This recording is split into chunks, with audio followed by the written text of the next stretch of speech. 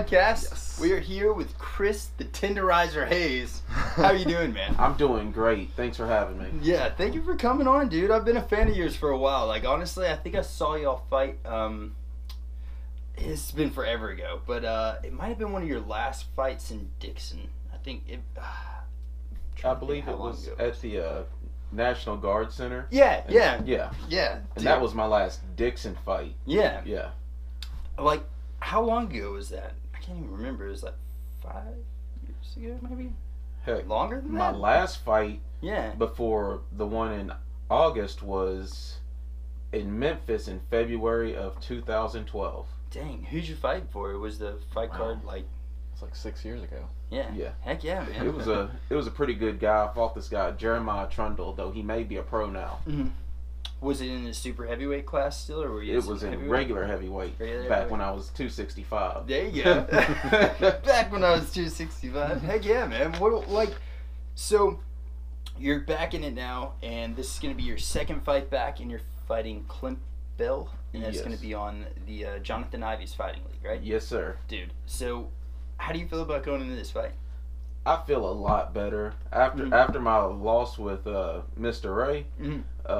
Definitely helped me ramp up my training and turn everything up a notch. Mhm. That nervous feeling of being Yeah. super nervous for a fight Yeah. compared to just the regular nervousness Yeah. is gone, and Mhm. it's nothing but pure excitement. It's kind of like, I mean, I'd imagine that fight for you, like the Ray fight, was like probably even more nervous than some of the people that are having that first fight, because you're coming back and you've already got, like, people know you, people have watched your fights, they've got this expectation and stuff like that. Yeah. So like, I'd imagine that even added to the nerves a lot, right? To just your first fight or something, you know? Yeah, it really did.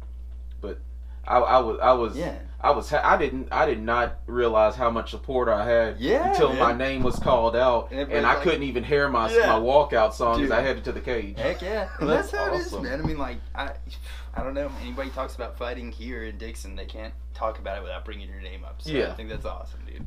It's very cool. How much do you think ring rust is a factor? Like, and then, I mean, you've been gone for like 6-something years. Yeah. Like, did that affect you when you got in there? When I stepped in there, I was like, man, this is weird. It's just, did it feel like this before? Yeah. But it definitely didn't feel. I felt more nervous than the first time I'd ever fought. It was just a different type of feeling Yeah. until we actually hit each other, and then I was like, okay, that's That what guy- taking a punch feels like. Yeah. And I always in my head purposefully Mhm. make me think the punch is going to be way worse than Yeah. anybody could ever throw. Yeah. Yeah. And that's not saying anything bad against my opponent, because he had some pretty heavy hands. yeah.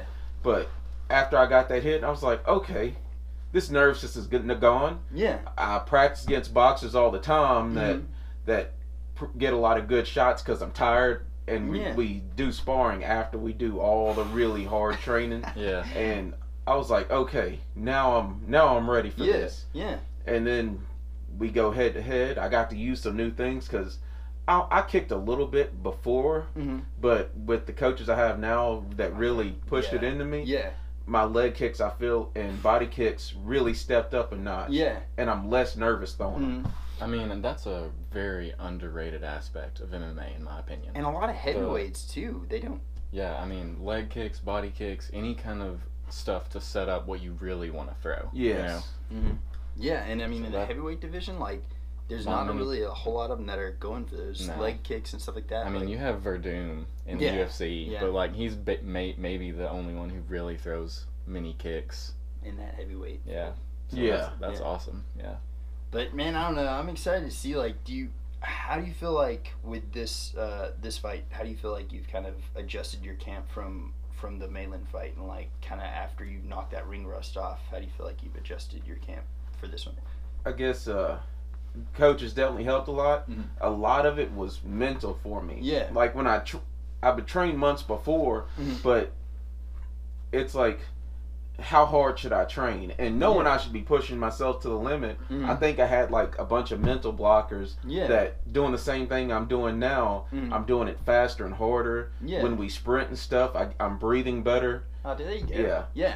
That's a lot of people with cardio don't understand. Like, if you're not a runner or if you don't run, and they just think, oh man, I can't run. Like, you're out here doing like, however many miles, and there's no way I could ever do that. And I'm like, dude, I still get gassed. Like, I get gassed a lot, but like your recovery is a lot faster with your cardio. You know what I mean? I think that's a better way to say it, because I'm gonna always hate running, sprints and everything. Yeah. It's what we do all the time, and I'm gonna always hate it. Yeah. Even when I was in football, sprints, God, I was just like suicides down the field until you puke. Yeah. Ooh, and Coach Jason and Jose. Jason's a boss, dude, and Jose. I mean, my God, you've got a great team. Man, I feel like we have the best. Yeah. The best coaches. People always say that, but I truly believe it. Yeah. And man, I mean, like, I think it's cool because, like, knowing Jose outside of just in the Warriors den, like, he's a stand-up dude. Like, he really wants the best for his fighters and anybody, even if you're not a fighter and you're just there training, like, he wants the best for you. I think that's a really cool thing. Anybody who sits there and sacrifices his, day-to-day job to be a coach full time, I think that says a lot, because he, sacrificed this money or whatever security to do this, what he really loves, That says a lot about him. Your kickboxing coach, what's his name? Coach G. He's boxing. Coach G is boxing and stuff. Okay, he's boxing. And then who does the Muay Thai, like leg kicks? Coach Jason and Jose come at us and get us doing a lot of leg kicks. I like so my daughter's gone to a couple of the Warriors training class for like the kids and stuff, and Jason was kicking the bag, dude. It sounded like he was beating it with a baseball bat, and he was showing kids how to do it. I was like, he's probably not going like 50% of a leg kick right now. And dude, he's just jacked, man. That dude is and he's a world-class fighter too. Right? Yeah. I mean, he's got like championships and all that stuff. He's a beast. We have our coaches with real live hard-hitting experience. Yeah. Coach G, Coach Jose, and Coach Jason all fought before, and they're like, this is what you have to be ready for. Yeah. And this is how a real fight's gonna be. Saturday, Coach Jason worked one-on-one with me before everybody else came in to practice, and he's like, "Here, Chris, let's fix some of your weaknesses." He had me down on my back, just in case I'm in that position, and he's like, "All right, this next 4 minutes, I'm just gonna be hammering you. You block all of these punches for the next 4 minutes. And make sure you breathe." My God, man. And then another 4 minutes, he's got the pads up while I'm on the ground, and he's like, "Hey, just because it looks like you can't dominate from this position, doesn't mean you can't dominate from this position." We were just talking about that, And he's like, "Work your core up. Now, every time I bring my hand up, you just lean up and you punch upwards into these pads." And he had me do it with each arm. Dude, that's awesome. That is so awesome. That's a lot of work. We were talking too. about that because Michael Bisping in the UFC, he's one of the few fighters that I've seen win from bottom positions like that. Yeah. I mean, the biggest hit he got on George St. Pierre when George St. Pierre got on top of him was an elbow in the face. And George St. Pierre, blood everywhere from the bottom. Yeah. So, I mean, that's a huge thing. That's awesome. Yeah. So, watching these pro fighters, they'll show you things. Hey, people aren't going to expect this, and you're going to we want you to do everything they're not going to expect. And when you do what they are going to expect, you're going to do it hard, you're going to do it strong, you're going to do it fast. Yeah. Well, man, how did you get into fighting in the first place? When I worked at the Bun Company many moons ago, back in 2011, I had a buddy I played football and wrestled with, another Chris. And he was like, "Man, I'm out here fighting and it's pretty fun, and I know we used to wrestle together and I think you'd really enjoy it." Yeah. He's like, "Just come on out. We got a free class." Nice, dude. And let's see how it is. And I went and I'm like, this is real fun. Yeah. Sign me up for a membership. Nice. There you go. And then started hitting training all the time, and I'm like, this is real fun. And then after that first fight, I just fell in love even more with the sport. Man. So whenever you went to training, were you just going, like, just training, or were you going there with the intention, like, I'm going to get in the cage? Like, I'm trying to remember what it was.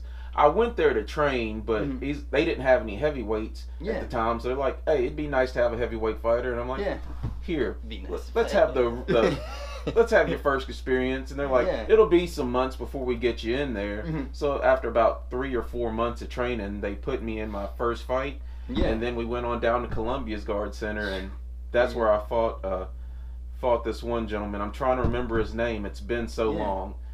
And that was just a slugfest. Yeah. And I've never fought anybody in the streets. Mm-hmm. People don't come up to me and want to fight. Yeah. And I wouldn't. And I guess I try to have a general good attitude about everything, because I don't want to just fight out there. It's no point in all that. Yeah. But me and this guy, everything I learned, I did not use. Months of training just goes out the window. It was just, we're fighting. Yeah. I'm dropping my hands. He's baiting me by dropping his hands to hit him, and he's hitting me, and we're just going back and forth. Yeah. Like, it's a real trade of blows until I got that one hit that knocked him down. And then I just kept going till the ref said stop. Oh, man. Talking about heart pounding. Yeah. How long was the fight? Do you remember? I don't. Maybe a minute and a half, 2 minutes. Oh, my God. Oh, wow. And the crazy thing about that is probably that minute and a half, 2 minutes probably felt like an eternity, you know? Shoot. Or just a second. I don't know, man. It is forever. Yeah. You're breathing hard, because I'm not breathing when I'm punching, which was a horrible habit to have. Yeah. And just like with the Ray fight, it's just like, man, I've only been in here for a little bit, and I know I'm not throwing these punches as fast as I throw at practice. Yeah. But I am just out of breath. Just tired. Yeah, man. And then, like, you know, that's where you see a lot of the heavyweight fighters. Like, I'm trying to think of what this guy's name. Oh, did you watch the last UFC? I didn't watch all of it. I've been seeing a lot of the like aftermath. Yeah. Well, the Derek Lewis fight, man, dude. And did you watch the post-fight interview? I did. Best thing I've ever seen in my life, dude. That was hilarious. He has the best post-fight interviews. I swear. He did one like last time before this one, and he knocked the dude out. And Joe Rogan's like, "You got anything you want to say?" And he was like, "Baby, I'm going deep tonight." I was like, yes, Derek Lewis. He's ridiculous, dude. Did you see that he called out Daniel Cormier after this fight at the post-fight? Did he? Yeah. I don't remember that. He said they met back in the locker room. He was like, "I want to fight you." Dude, and I wish that Daniel Cormier was like, "Why do you have a problem with me?" And Derek Lewis was like, "Because you disrespected Popeyes in that commercial." was it when he was dancing all about that cake and chicken? Yeah, that's good. That's good. Dang it, man. And then the UFC is actually talking about making that fight happen. Fingers crossed, man. Is Lewis a lighter heavyweight, or? No, he actually cuts to get a heavyweight. Okay. So he's heavier than the limit. Well, and the reason I brought that up is, like, he's a heavyweight, and, like, you can tell, like, with his gas tank, and he even said that in the post-fight interview, like, he made it 3 rounds with this dude that's just, like, that guy is freaking a skyscraper. Like, how tall is that dude? 6'8", 6 something like that? He's huge.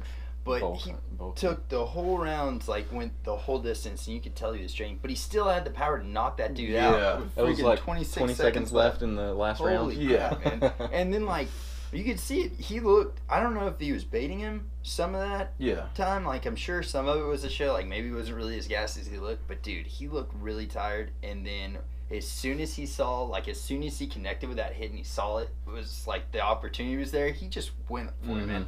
It was nuts. I mean, like, and then he got on top of him and dominated him for, like, however many seconds that was. But that was ridiculous, man. That slow motion hit, I just watched that guy's head dang near come off his body. Yeah. Whatever, he was on the ground too, and then he caught him once, and that's what knocked him out. And then he caught him again after he knocked him out. I was like, oh god. Like, those are always horrible to watch, man. It's like watching a train wreck. And, like, you know, like, was Herb Dean the ref? I can't remember who was reffing that, but, like, even if it was Big John, like, those refs, you got to give it up for him, man. Yeah. Like, they're jumping between a dude knocked unconscious and a guy that's swinging haymakers trying to drop this dude. Sometimes they'll have to tackle him to get him off of him to make sure everything's good. Yeah. Oh, man. But I don't know, dude. I don't know how, like, so I think Derek Lewis, I think he should definitely get a title shot. I mean, I think he's on a 4-fight win streak right now, so. He's a beast, dude. Yeah, I'm trying to work my way up to fight these big names. Yeah. Man, dude. I'm looking at him and I'm like, I got a ways to go. Yeah. I've got to keep ramping it up. Yeah, man. Well, before, like, so, did you do Pro-Am fights before, or were you... pro? Always amateur. Always amateur. Yeah. Are you wanting to like do that crossover to pro after this? Or we'll get some more fights in, make sure I'm good. Yeah. Slowly work my way back down to 265 while I fight these super heavyweights. Yeah. And then probably get me a couple of heavyweight fights before I move on to the pro division. Yeah.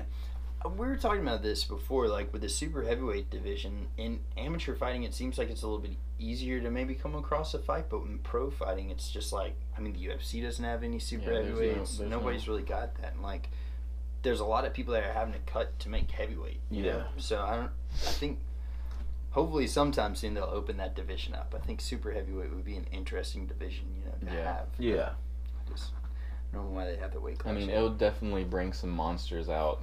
Yeah, no joking. If you want to see some real hard hits, yeah, you bring in the big boys, and I mean, a lot of the times, big folks don't have gas tanks. Like Derek Lewis was saying when he said, "Man, what you talking about fighting for that championship? Not with a gas tank like this." I was like, I know what you feel like. Man, but I mean, it's something cool too. Like in the heavyweight field, if you're really going through and just plowing through some of these like is it Invicta? Is that one that's kind of like bigger pro-am fights in Nashville? Invicta? Or no, that's Invicta's UFC owned, isn't it? Yeah, well, I think so. Nashville does one though, and it's called. I know what you're talking about. I just can't remember it. I feel like it's right there on the tip of my tongue. Maybe does it start with an I? I can't remember what it is. I don't remember. But honestly too, and I don't know if I should say this or not, but somebody was talking about doing pro-am fights coming up soon after this November show. Something we'll probably have to talk about later. Yeah. But there's pro-am fights might be coming to our area anyways. But there's I know that there's a company that does pro-am fights and then also just pro fights in Nashville. V3. Valor. V3. Valor. That's I know. Valor. Yeah. There you go. There it is. Yeah. Awesome. So I mean, you've got those places too, and I think has Sammy fought in V3 recently? I believe so. He fought in, and that's in Memphis, right? V3 is in Memphis. Yeah, so I think he has. But yeah, like, man, you've got a great team that you're fighting with, and then on top of that, you got great, training partners. Like you're working with Sammy, you're working with do you get Rakim? Yeah. Whenever we get on night classes, and man, he really helps a lot too. And then we've got our pro. His name was in my head. I'm trying to think who he is. I think he was on some fight posters that I saw.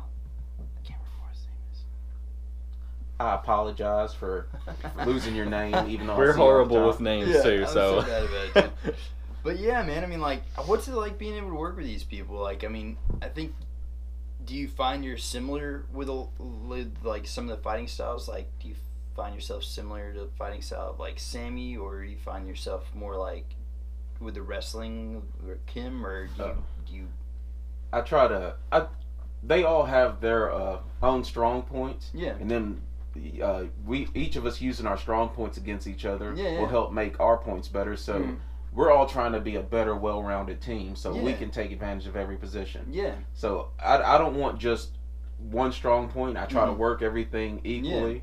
But I am really working on getting my kicks up there even more. Yeah, man, that's gonna be such a huge. It's gonna be a huge tool at that weight, for sure. Yeah, I feel like heavyweights just want to swing at each other all the time because that's what I used to do, and we're giving up a lot of our arsenal just to try to get that one pretty knockout. Yeah, exactly. And I mean too, like if you can really. I think one thing, I'm not in your weight class, so like I don't know how it feels walking in there and going up against somebody that can take your head off with like one punch. So I don't know what that's like. But I would imagine like if you watch some of the heavyweight fights, a lot of them are swinging wild. So if you could break past that guard, and if you've got, if you've got really good takedowns and you've got really good wrestling background like you've got, I think that's going to play a lot into it too, because like you're saying, these guys are just swinging like haymakers trying to take your head off. If you can break through the barrage of just solid strikes, break through that, with the leg kicks or with body shots, I mean that just depletes the gas tank. Yeah. I mean the body is a very underutilized thing as well. Like, I mean you can get a good body kick in there and just shut them down as good as a knockout any day. Do you watch any of the kid fights or the youth fights, I should say, instead of kid fights. Some of these kids or youths or anything, they are gonna be monsters in the future. I can't remember what this kid's name is. He's from, it's either Over 9000 or SSF. I think it's SSF, and his name is Kobe King, I think. He's a young kid, and he's got like a 6-pack and dreads, I think. You know what I'm talking about? I was watching all the fights, and I saw a few of these kids going hard, getting each other. I feel like their parents are ready to jump in the ring. I know, dude. Yeah. Well, that one kid, man, like, he got hit like with a liver shot or somewhere, and it knocked him down, and he got up and he had like tears in his eyes, and Todd Murray was like, you good, and he was like, yeah, and then like recovered, got back up, and dude, the kid kicked him again like somewhere on this side and just dropped him. But I mean, like, that just goes to show you, like, even with kids, man, like, just those body shots and stuff, good lord. Shoot, I could barely take a quarter of that when I was a kid. Yeah. That kid's gonna be a monster when he grows up, man. Especially, sure. I think like his dad or somebody is one of the coaches over there, and I can't remember which gym it is. It's either SSF or it's Over 9000. Yeah. But dude, whoever his dad is, that kid is like, I think he's like 8 or 9 years old right now. That dude is gonna be a monster if he just sticks with it. Ooh, I can only imagine what the future's gonna be like, cause the sport, I feel like here in Tennessee, even over the past few years, has just skyrocketed in popularity, and we've been needing that. And now we've got more people hosting fights, giving us more opportunities to fight strong, better fighters. And and we were talking about that. Like, I mean, you know, you were in the game 6 years ago was one of your last fights. So, like, I mean, you kind of saw it before it really took off with the UFC and stuff. I mean, the UFC was pretty popular back then, but it was like, you know, Chuck Liddell and Forrest Griffin and those type fighters, and now it's like they just signed a deal with ESPN, man. So like, I just wonder what, like, you know, I don't know. I wonder where it's gonna be whenever these kids do grow up and they're fighting, you know, professionally. They're 9 right now. Like 9 years from now, man, it's gonna be insane, dude. Man, Chuck Liddell and all of them paved the way, but I feel. I'm not saying anything about the talent of Chuck and all the people back then, but now I feel like the competition is above where they were at the time. Yeah. If they were here and it was already big, they probably would have changed their styles up a little more. But competition has definitely ramped up. I'm seeing all these super heavyweights, and I'm like, when I first started fighting, I definitely didn't see all this. I had so many people back out of fights with me back then.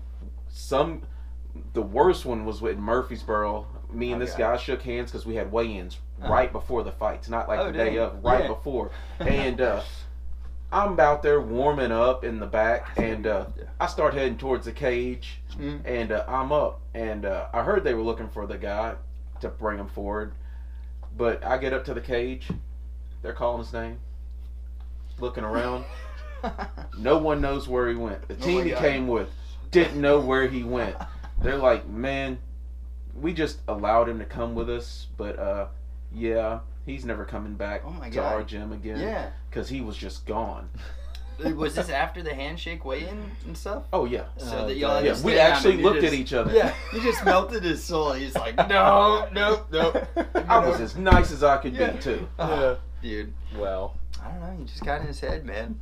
I guess. The best stare down ever. Dude, I don't know. I mean, well, I bet you've seen a lot of crazy stuff since, like, how many fights have you had, amateur fights right now? 13 now. 13? Yeah.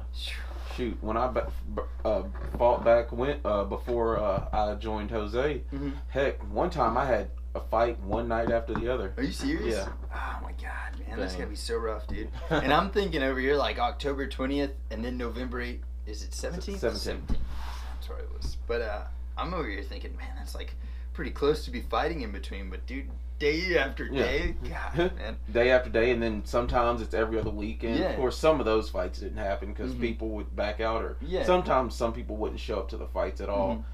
Don't know why. Maybe something happened, or it could be anything. Man, I imagine that's pretty rough, dude. And like, do y'all get paid, or did y'all get paid for any of the fights? Nope. As an amateur, you can't get paid. Yeah, dude, That's wild though, man. And you guys are out there selling tickets. Like, your name alone brings, you know, a lot of fans out there too. That's just wild, dude. But I don't know. What do you like? Have y'all made a? Have y'all got kind of like a path set up for you to be going into the pro series? Yeah. Well, it's just he's making sure that we're physically fit so we can hop into the pro world. Yeah. And that we get our techniques right in real fights. Yeah. Because I mean, it's going to be a different level of competition. The people who are going out there getting paid, most of the time they're going to be training even harder, or depending on how much they make as a pro, means they can cut down on real world jobs. Yeah, exactly. Comparatively, so they can put more time in the gym. Yeah. Because other people are doing 2-a-days every day, but Sunday. Yeah. And dude, I'd love to do that. That'd be so awesome. Oh, that's what I'm looking forward to. Yeah. Heck yeah. Making enough to be able to do that. Yeah. And focus on it. I think a lot of the times too is like sponsors and stuff. Like, once you go pro and you start winning some of those pro fights and stuff, you get yourself some sponsors that will like, hey man, my rent is this much. Flip me. I'll put your name on my shorts or something. I don't know. You know, like, that's where that comes from, dude. Which my buddies at Tempest Tattoo, they're sponsoring my gear and stuff. Yeah, dude. Heck yeah. Because I've known them since we were in high school. Jared? Jared Wharf, Chris Lockbiller. Jared did this tattoo for me when I was like 18. He did my chest. Dang. Yeah. He's really been everywhere out in this town. Yeah. I want to get him on here sometime, dude. Yeah, for sure. Cool. Oh, but that's he's got awesome, some stories, man. So they're like, are like your shorts and your gloves and stuff like that? Yeah. That's cool. They have me some stuff coming in. I'm excited. That's freaking awesome. Did they draw you up something?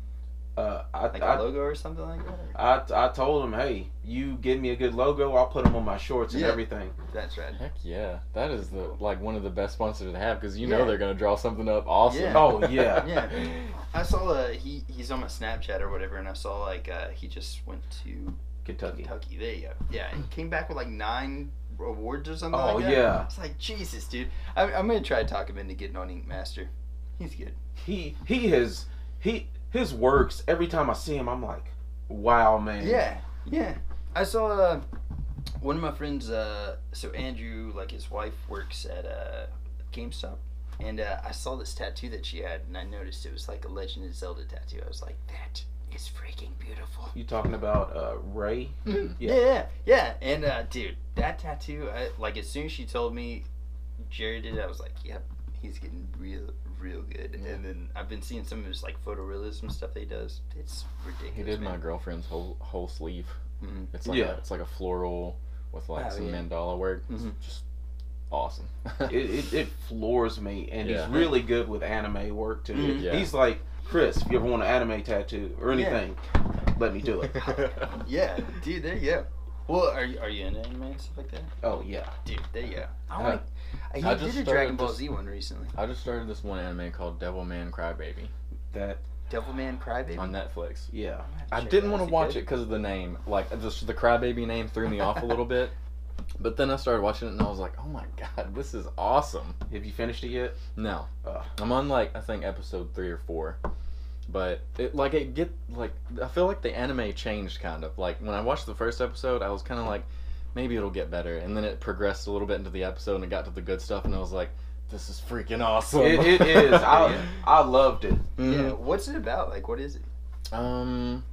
As far as I've seen, like, there's these 2 guys and like, there's sort of like behind the scenes like devils possess people, and like to get them to come out, you have to like do a lot of violent acts and stuff. Yeah. Oh, nice. And then I guess the hero of the show or the protagonist gets possessed by this one specific demon, and like he fights the other demons and like.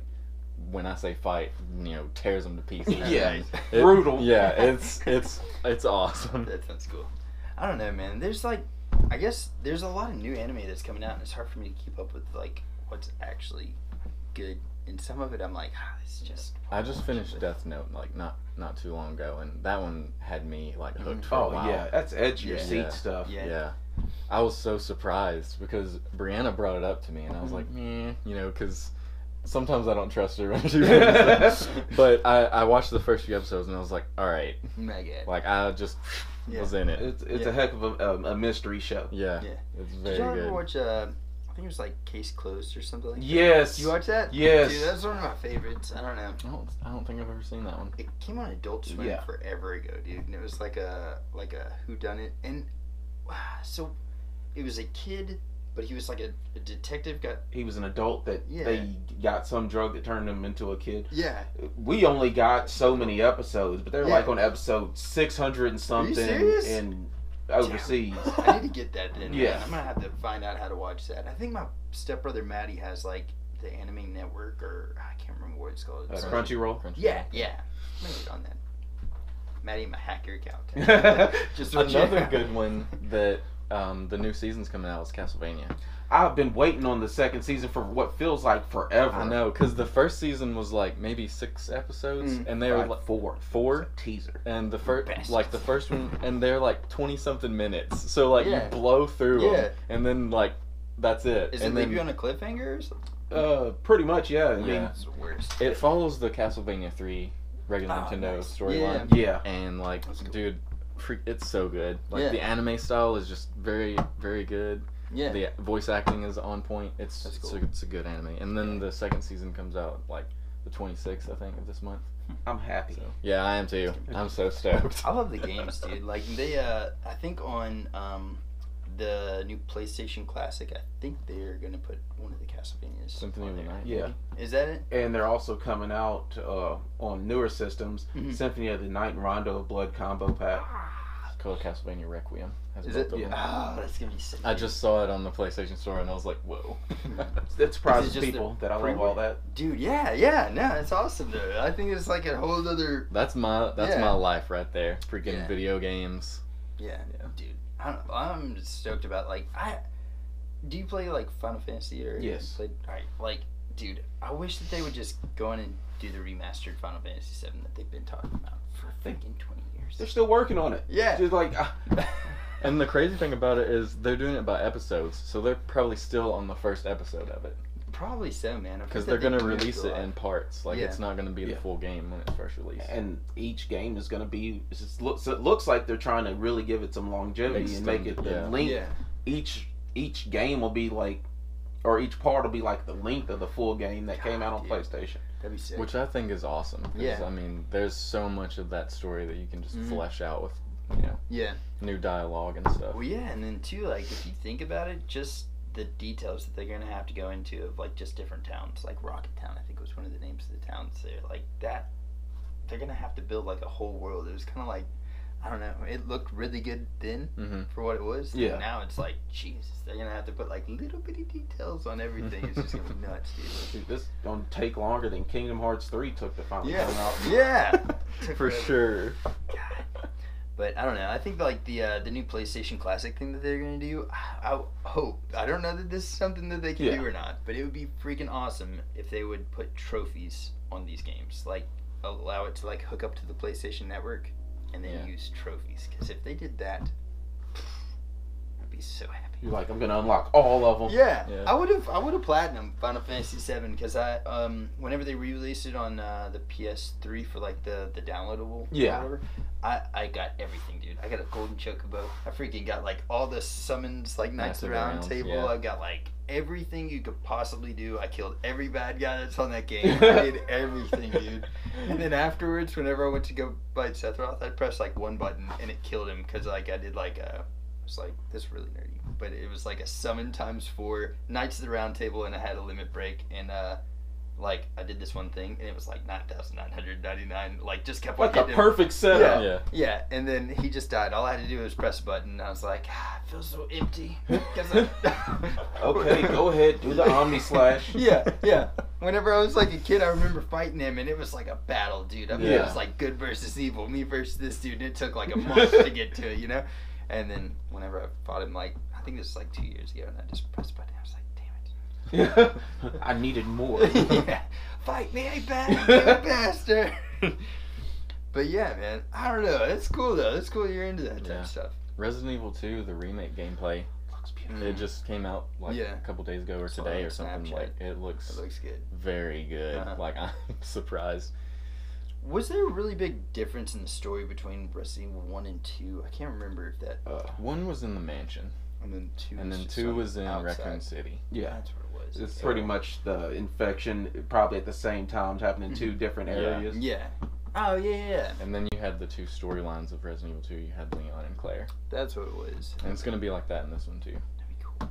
And they have, different weapons, different places they go and I stuff. saw that thing where, like, you can put a grenade in a zombie's mouth. Yeah, blow and the it falls zombie down out. and you can... What? Yeah. Like, if the zombie attacks you, you can shove a grenade in its mouth, and it, like, showed the zombie fall down, and then they aimed at the grenade, and it was like, and blew it up. Well, I know what I'm doing when I get home. Right. Yeah, Blowing it's up going to be zombie awesome. heads. When is that coming out? January 25th. So it's pretty soon. 2019 is almost here, guys. Yeah. I know. What is happening Yeah. to us? It's This wild. year's flown by, dude. And then It's another fun, but- random thing I saw is where PlayStation Network is going to allow Change you its to name. change your Yeah. username if you want to. Without paying, or no, Um, Xbox had you pay. Like, Yeah. I think this one is probably going to be free, but the way that they talked about it is it might be where when you change it, you have it for 6 months until you can change it again. Yeah. So you're like locked in again for a little while. but that's better than if you have a name that you want to update and you can't Yeah. do anything. For about real, it. like I've had mine since PlayStation 3 came out. Yeah. Probably. Yeah. Same. Yeah. And what's your score on there? Like, what's your ranking? I remember me and Andrew used to, like, be battling pretty much for, like, I think I was level, like, we were at level 12 trying to get to 13 or Yeah. something like that. I We were really just, don't like, remember. shredding. And I looked at it recently.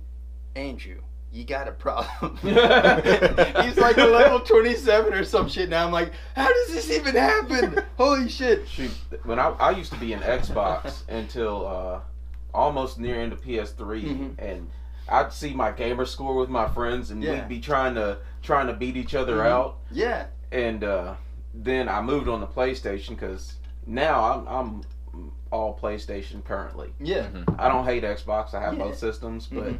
PlayStation seems to have more exclusives and more Yeah. games that I'd want to play. Mhm. Bloodborne. Oh, I love Do Bloodborne. you play those? Bloodborne. Yeah. Oh, they're my favorite games. That's one of ever, my favorite dude. games. Yeah. It was a The masterpiece. Dark Souls and Bloodborne. Masterpiece. And then that They're the same company. Just Mhm. I wonder if the lore crosses over, but I don't know. it would be cool if they did a crossover. Like Nuts, next, dude. you know. Yeah. yeah. Because But you know the- how they've got the different worlds that you can go to? Like Mhm. in, was it Demon Souls? And then Dark had- Souls had a portal too, right? Yeah. Yeah. It'd be cool if they had like a different world that you could go to and then maybe even fight the dude in Bloodborne. Like if you're. That would be crazy. Yeah, that would be really neat. I'm like, whoa, Yeah. Oh my what are you God. talking about right Dun, now? dun, dun. But have you seen the new game that the company's making, the Shadows Die Twice? Yeah. Yes. Man, that game looks so good. Yeah, Ooh. I'm chomping at the bit for that I one. know. That's going to be insane, dude. But I don't know. I just. Have you played the new Spider-Man game? Yes. It's pretty great. Now, my favorite game this year so far is Mhm. God of War. That was so good, man. Man, that Have you game. beaten it yet? I still haven't. So I I've been can't tell you, dude. Destiny Ah. 2 has had me sucked in. Yeah. I heard Forsaken's so long. really good. It's like a brand new game. Like I That's play crazy. like I've played Destiny 2 since it came out, like all the way up until Forsaken came out Mhm. now, and it's basically like a brand new game. Like I've been needing somebody to tell me that so I could get it. I Yes. mean, really, like all of the bull crap that they did leading up to it, like this takes it away. Like they just dominated with Forsaken. That's cool. Well, I'm gonna do all that because I joined clans and did the raids Mhm. or the first raid. I Mhm. didn't do the second raid because I just wanted to play the story. Yeah. Mhm. Because I mean, I liked some of the new weapons and stuff, but there wasn't too big of a difference. Mhm. Yeah. And then we hopped on. Me and a random group of people actually beat the raid my first Yeah. time beating it. Nice. We used the Yeah. Destiny app, Yeah. and people who had fun but were fairly serious about it Mhm. was better than the people I knew who were just too serious Too about it. serious, yeah. Mhm. I mean, really, like, it's way better. I mean, I can't say too much. I mean, much more good about it. They did such a good job. Like, I mean, you know, before you had like 2 primaries and a power. Yeah. Now you can have, you know, shotguns or snipers in the first 2 slots. Shotguns Either and one. snipers, they should have never been power weapons because No. they weren't strong enough to me to take over where a rocket launcher and Yeah. some grenade launchers just Mhm. wrecked. Yeah. And yeah, exactly. so like now you can run, you know, a hand cannon and a shotgun and a rocket launcher, you know. That makes me happy. So Kill and everything. and the ammo economy works out well. Like there's a new mode called Gambit the player versus enemy / PvP. Like, I've had so much fun with Gambit cool. because, like, you know, you have 2 teams of 4, and basically you get warped into this zone, and like there's like three zones, and then there's a bank in the middle, and like it'll say enemies spawning at so and so zone, and it'll tell you, and then you go over there and you kill enemies, and they drop these motes, and you pick them up and you bank them, and like if you bank 5, 10, or 15 motes, it'll send what they call a blocker over to the enemy side, and the bank will go into the ground where they can't bank, and like an enemy will pop up, and they can't bank until they kill that enemy. Oh my god! Cool. But then, like, if you get as you progress in your motes, like, I think the milestone is 25. Once your team banks 25 motes, a portal opens on your side, and you can jump into it and go and kill members of the other team. Oh, that's awesome! So, and if those teams have motes, they'll drop them when you kill them. So like, you can screw them up really bad by invading. So their enemies can't hurt you? Mm-mm. Oh, so they got to deal with them and you. And that's dang near impossible when you have human players that come in and try to wreck your stuff while you're getting attacked by these big... Dude, it is so fun. Because, like, I mean, you can just sit there and, like, be the invader and, like, try and screw them up. Or you can be the guy that, you know, tries and gets as much motes. And, like, the object of the game is, like, once you get to, I think, 75 motes, it summons a boss. And you have to kill the boss before the other team kills their boss. So you can make a comeback, but you all have to have like big damaging weapons to hit the boss. Yeah. It's so much fun. Dude. So much fun. I think they did well by like that little summit that they had.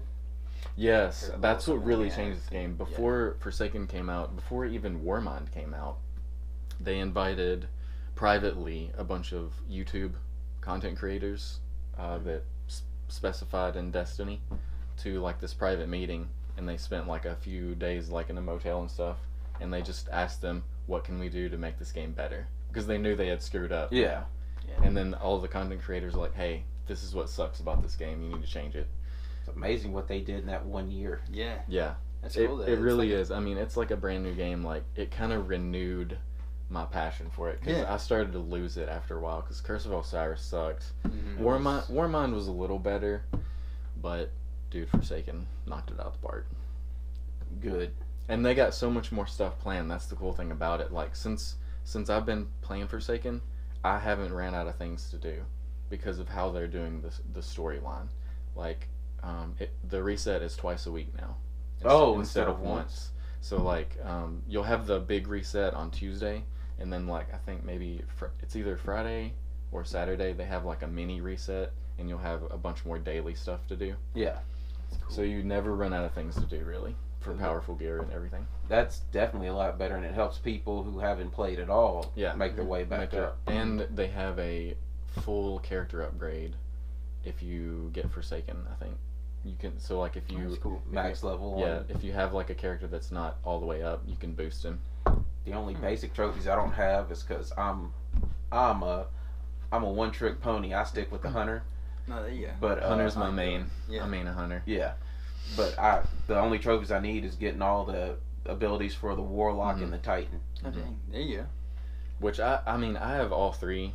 Well, not now, but before Forsaken came out, I had all 3 leveled up, and like I loved doing PvP with my titan, but hunter's definitely my main now, and the new subclasses are really awesome too. That's what I wanted to ask about. The like the way that they did them, the first subclass you get it through playing the story, and then the other one, there's like a new activity called Blind Well.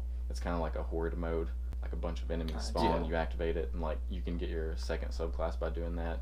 And right now the third subclass is locked behind the raid, but as the game progresses, they're gonna unlock it without having to do the raid, you know. But the first one I picked was the new Blade Barrage. It's solar, like it's like with the golden gun subject, you know. But this one's like a one and done, like a Nova Bomb would be. Like for the super, you jump in the air and you throw like 2 waves of knives. Yeah. And it's like it's so cool. Like you can do it like a huge group of enemies and kill them all, or you can like focus it and all of them will hit a boss and do like a ton of damage. Oh, that's neat. It's so fun. I don't even have the time I want to do to play these games. I'm like ruining your MMA career. Be like, well, I loved fighting, but I have to do this. Now I've got to get back and to Destiny, guys. But yeah, it's really a lot of fun. It's a lot of fun. Heck, after the November show, I've got a few months till we even go out and start fighting again. Mm-hmm. Coach wants to throw me in a kickboxing match. Swift Kick does kickboxing matches, cool. and have me do one of those in February just to work on my striking and stuff. But in between there and there, I'm gonna have an extra day or two because I work and train almost every day. Yeah. Or every day I'm either working or training. Yeah. And when I see my girlfriend, I only get so many hours to hang out with her a week because Yeah. she knows I got a goal I work for. Yeah. And she's been really supportive. Dude, that's awesome. Which is insane because we've been together for so long, and we went from being able to see each other more often to both of us working all the time. Yeah. Oh, that's the worst, man. Yeah. Yeah. Dude. And I see her, I practice Saturday morning, and then I get off practice, and she'll be going to work at like 3 that afternoon till midnight. So between there and there, I get time from midnight to 8 in the morning to hang out, and then I sleep and come back to work. It's a rough schedule, man.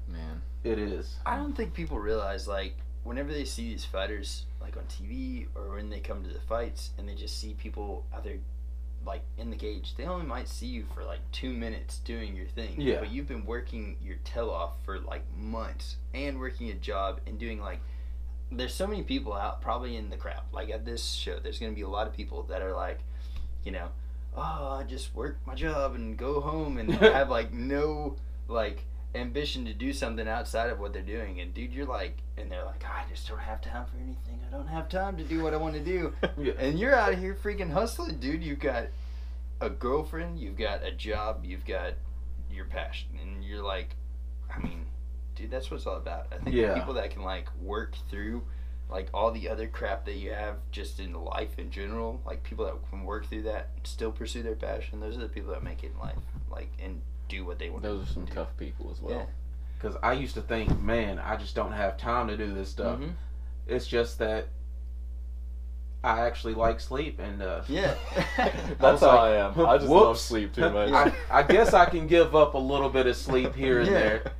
Man, and then your work schedule. Have you been on that work schedule for a while now? Yeah, it's for the first month I started this new job. I was on days, and then from then on I've been on nights. Yeah, and it does help with my training schedule. Yeah, because I'll be able to go in the morning. I feel like it gives me enough rest in between getting off work to training and a few hours before I go to work to take a nap and hop into work to feel better about it. Yeah. But it took a while to get used to it. Man.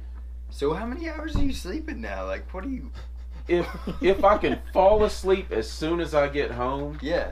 From training? Which, or from training to work, we usually get off about work 10:30 to 12 or 12:30, depending on how it goes. Yeah. And then I'll try to get 2 hours after that to nap and then go into work. But after work, if I can get a good 6 hours, I'll be energized for training. Yeah, there you go. Man, I read this thing recently, or I think I was listening to like the Joe Rogan podcast. I think I was talking about like how much sleep you need, and I was like, dude, I never ever get 8 hours of sleep. That never happens for me. That never even happened before all this. Yeah.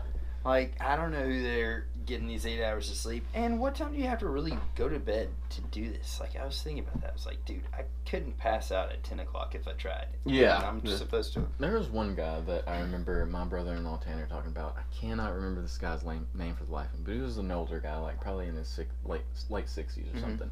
And he was like, he had some sort of big, huge business. He had multi-millionaire type guy, you know. And he asked him, you know, what I guess the key to success was. And he was like, first thing is get no less than 6 hours of sleep. He's like, it don't have to be 8 hours like everybody says. He's like, but he's like 6 hours of good rest. Yeah. And wake up extremely early. He was like, he's like, you don't have to fall asleep to get rest. He was like, as soon as your head hits that pillow, that's what I consider rest to be. Okay. Yeah. That sounds more manageable. And he was like 6 hours, wake up at, I think he said he woke up at 4 in the morning. He was like, whenever you're up before anybody else is awake, you can get so much done. Yeah, well, that's true, man. And he was like, that's what I think the biggest key to success is. So. And also, you have to have his schedule. Yeah. Helps to have $1 million to start off with, by the way. That's what he didn't mention. Yeah. How to trust funds. But 6 hours, 5 to 6 is probably my norm. Yeah. Like, I try not to go below 5. If I get below 5, then I'm getting into dangerous waters. Yeah. But it's weird, man. Like, before, so, like, got 2 daughters, and before I had daughters, I would, like, stay up till, like, 4, and then, like, sleep however long until I had to go into work, you know? And, like, so my schedule has totally changed. Like, now I feel like I'm a party animal. If I'm out and it's like 12 o'clock at night, I'm like, yeah, look out town, we'll burn this place to the ground. And then, like, I'll still, even if, dude, I went to bed the other night at 4 o'clock, and I think it was after the fight. Yeah. So after UFC 2:30, I was just, like, wired, and I couldn't go to sleep. And I was watching, like, all these, like, people's reactions to what happened and stuff. And so I ended up going to bed at, like, 4. And I woke up and I was like ready to go, and I looked at the clock and I was like, dude, what in the world has just happened? It was like 7 o'clock and I was like just wired and ready to go. I could not go back to sleep. It's like your body's had its internal clock and it's telling you, hey, it's time to get up. Wake up, Reeves. Yeah, pretty much is exactly what happened. But like, and so it's horrible, man. Used to I could sleep so late in the afternoon, and now like I'm sleeping in if it's like 8, 9 o'clock and I'm asleep still. I'm like, I gotta get up. I'm so lazy. What am I doing? It's horrible. But I agree that, man, like, seriously, if you wake up early or whatever, and then, like for me, I get, I wake up, get the girls to school or daycare or whatever, and then, like, if I don't have an appointment or something, I just, like, drive back home. And then I've got so much paperwork and all this random stuff, and, like, here's what all I can do today. And I just have, like, an hour and a half. I'll fix breakfast, and then I'm just like, let's do this and get all this stuff done, and then... I wish I had that type of motivation. I've lost it in recent years. Getting older, like, I've gotten so much lazier. The struggle is so real. Yeah. There's little things that I feel like I need to do. Like, when I'm drinking water in my water bottles, I have just a bunch of water bottles piled in my trash can, and I'm like, man, I'm going to have to take this out and probably get another trash bag so it doesn't all fall out while I'm trying to tie up this other one. I swear, that's the same thing that happens to me. Like, my trash will be piled up, and I have another trash bag sitting over there, and I'm like, I really don't feel like taking this out. I might do it tomorrow. You're like, it's finally the last minute. Mm-hmm. I guess I can take one of them out now, and then when I go out again, I can take the other one out. Yeah. Dude, my best remedy for that is eat something that you know is going to smell horrible if it sits in the trash for a while. So, like, on salmon night or something like that, if I have seafood, I'm like, all right, I'm going to put this in the trash can. And then if I sleep and wake back up, I know it's going to smell like death in a cracker. See, like, what my problem is like, I don't do that until the last minute. Like, my trash is overflowing, and I'm like, all right, I think I have some stuff in the freezer that I need to put in there. So I just leave it in the freezer until I have to take the trash out. I'm like, all right, I gotta put this stuff in there. All right, guys. I'm gonna take it out. Yeah. Oh, dude, nice. That'll work too, man. So I'm still lazy no matter what. Dude, we went, so I just got back from the beach, and dude, first day out there, I had the biggest, like, tourist, like, just classic tourist guy butthole sunburn on my face. Like, I put sunscreen on, and I didn't think to put anything on my face because I had a beard, just shaved, totally weird. But so I didn't put any kind of anything on, and I had glasses on, right? No hat, and I'm like walking out there. I ended up passing out on the beach, and I was out, and we were just chilling for like I don't know how long, dude. My face was as red as your poster, and like I took my glasses off, pasty white, so it's just like pale white and red, and I was like, oh. And she was like, all right, well, we're going to have to not wear sunglasses the rest of the trip and try to fix this. So I don't know if I still have this. So like, everywhere you went, people knew that you weren't you were from out of town. He's not from around here. I'm like, yeah, I am. It was bad, man. And then, like, the first day, get really bad sunburn. Second day, I must be like a masochist or something. I don't know what's wrong with me, dude.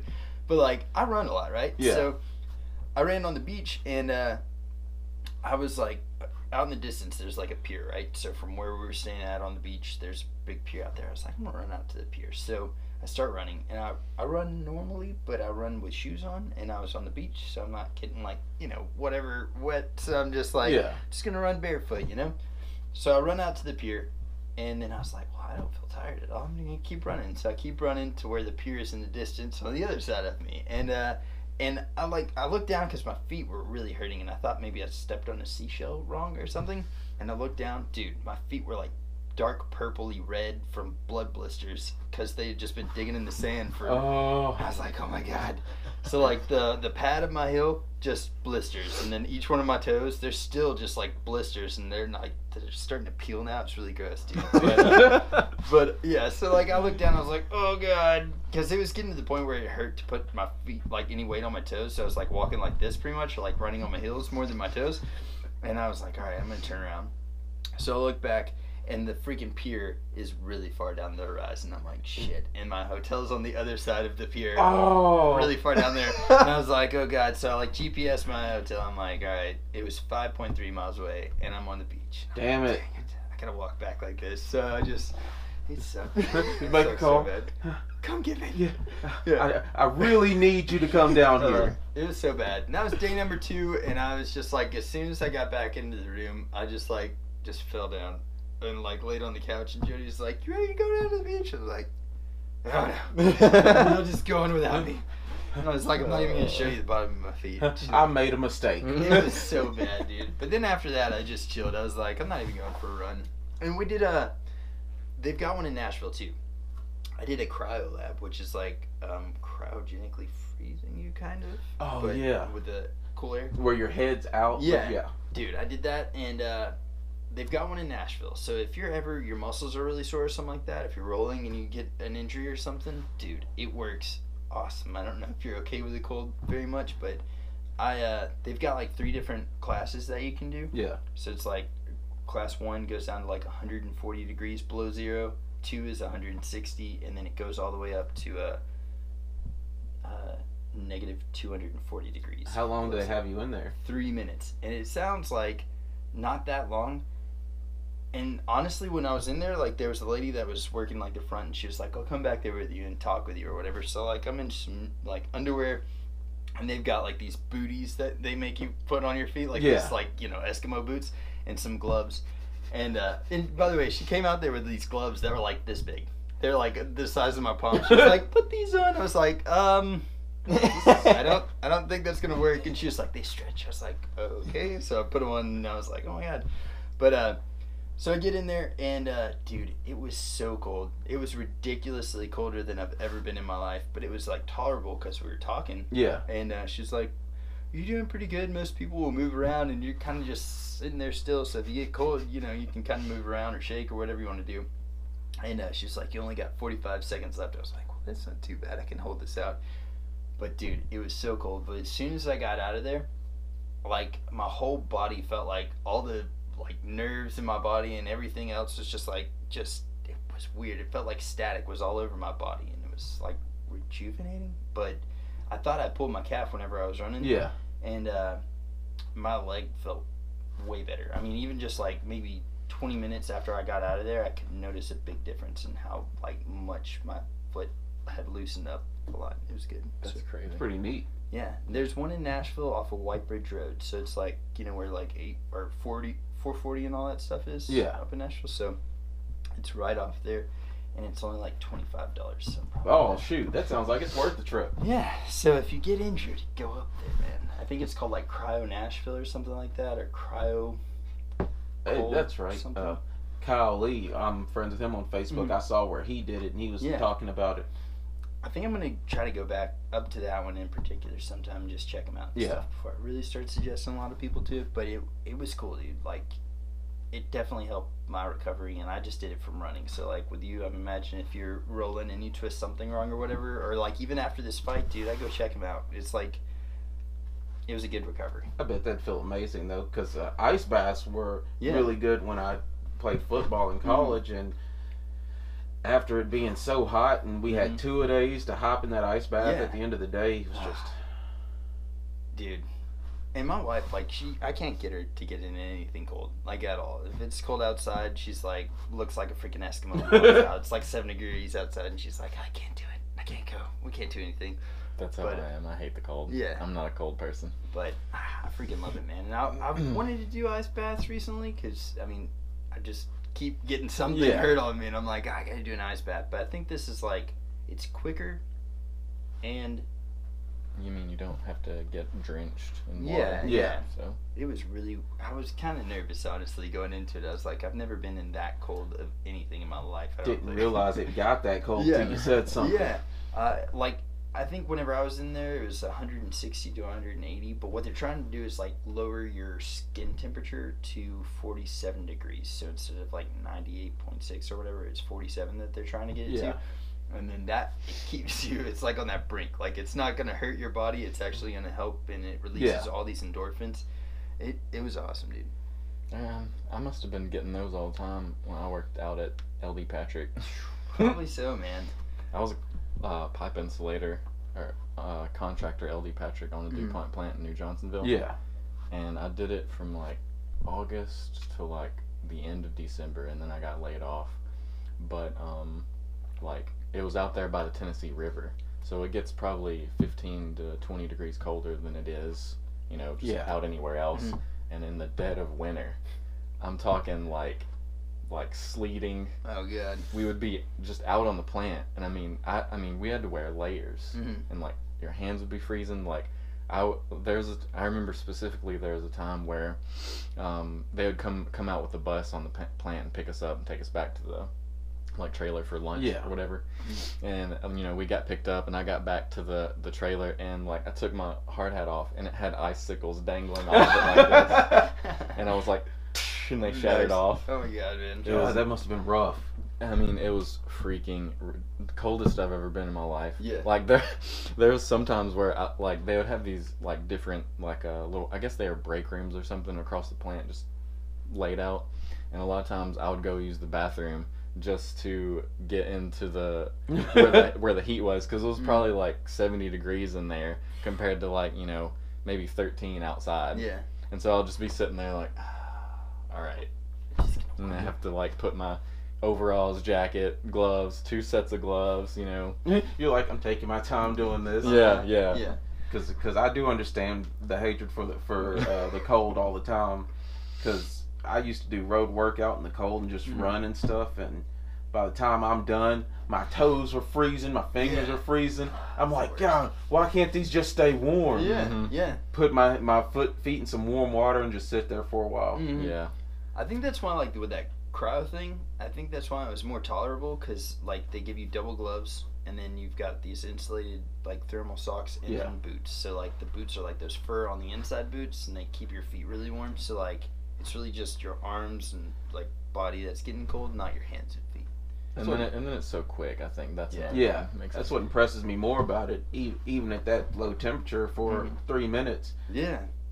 I mean, I would have thought, like, honestly, in my head, I'm like, dude, negative 240 degrees, you're probably going to be, like, frozen. Like, maybe if you got flicked in the nipple, your nipple's going to fly off. Something's going to happen, you know? Like, and, like, because your body, like, I mean, the coldest we get here is probably, like, what, last year's maybe, like, in the, like, I think it got in the single digits last year, though. It got pretty cold there for a minute. Like, we had some cold snaps, I guess. Yeah, but if you walk outside in that, you're like, oh god, it's so cold. I gotta go back inside. Yeah. So like, but that's like single digits, and I was thinking, God, negative like 100 and something. I'm just gonna turn into a popsicle. Yeah, I don't know how I'm gonna like not die, but I mean, I remember I actually went in for an interview at Martin Brower, and they like took us around the plant for a minute, and I didn't know they were gonna take us into like the freezer area, and this was the middle of summer, so I walked into the interview in shorts and like short sleeves, and we walk into the freezer, and like I breathed in, and it's like my nose instantly like froze, and I was like, oh god, like Jesus, thanks for letting me know. Yeah. They're like, we're gonna walk into this part, it's about negative 10 degrees. I'm like, dang it. I didn't prepare for this. Yeah.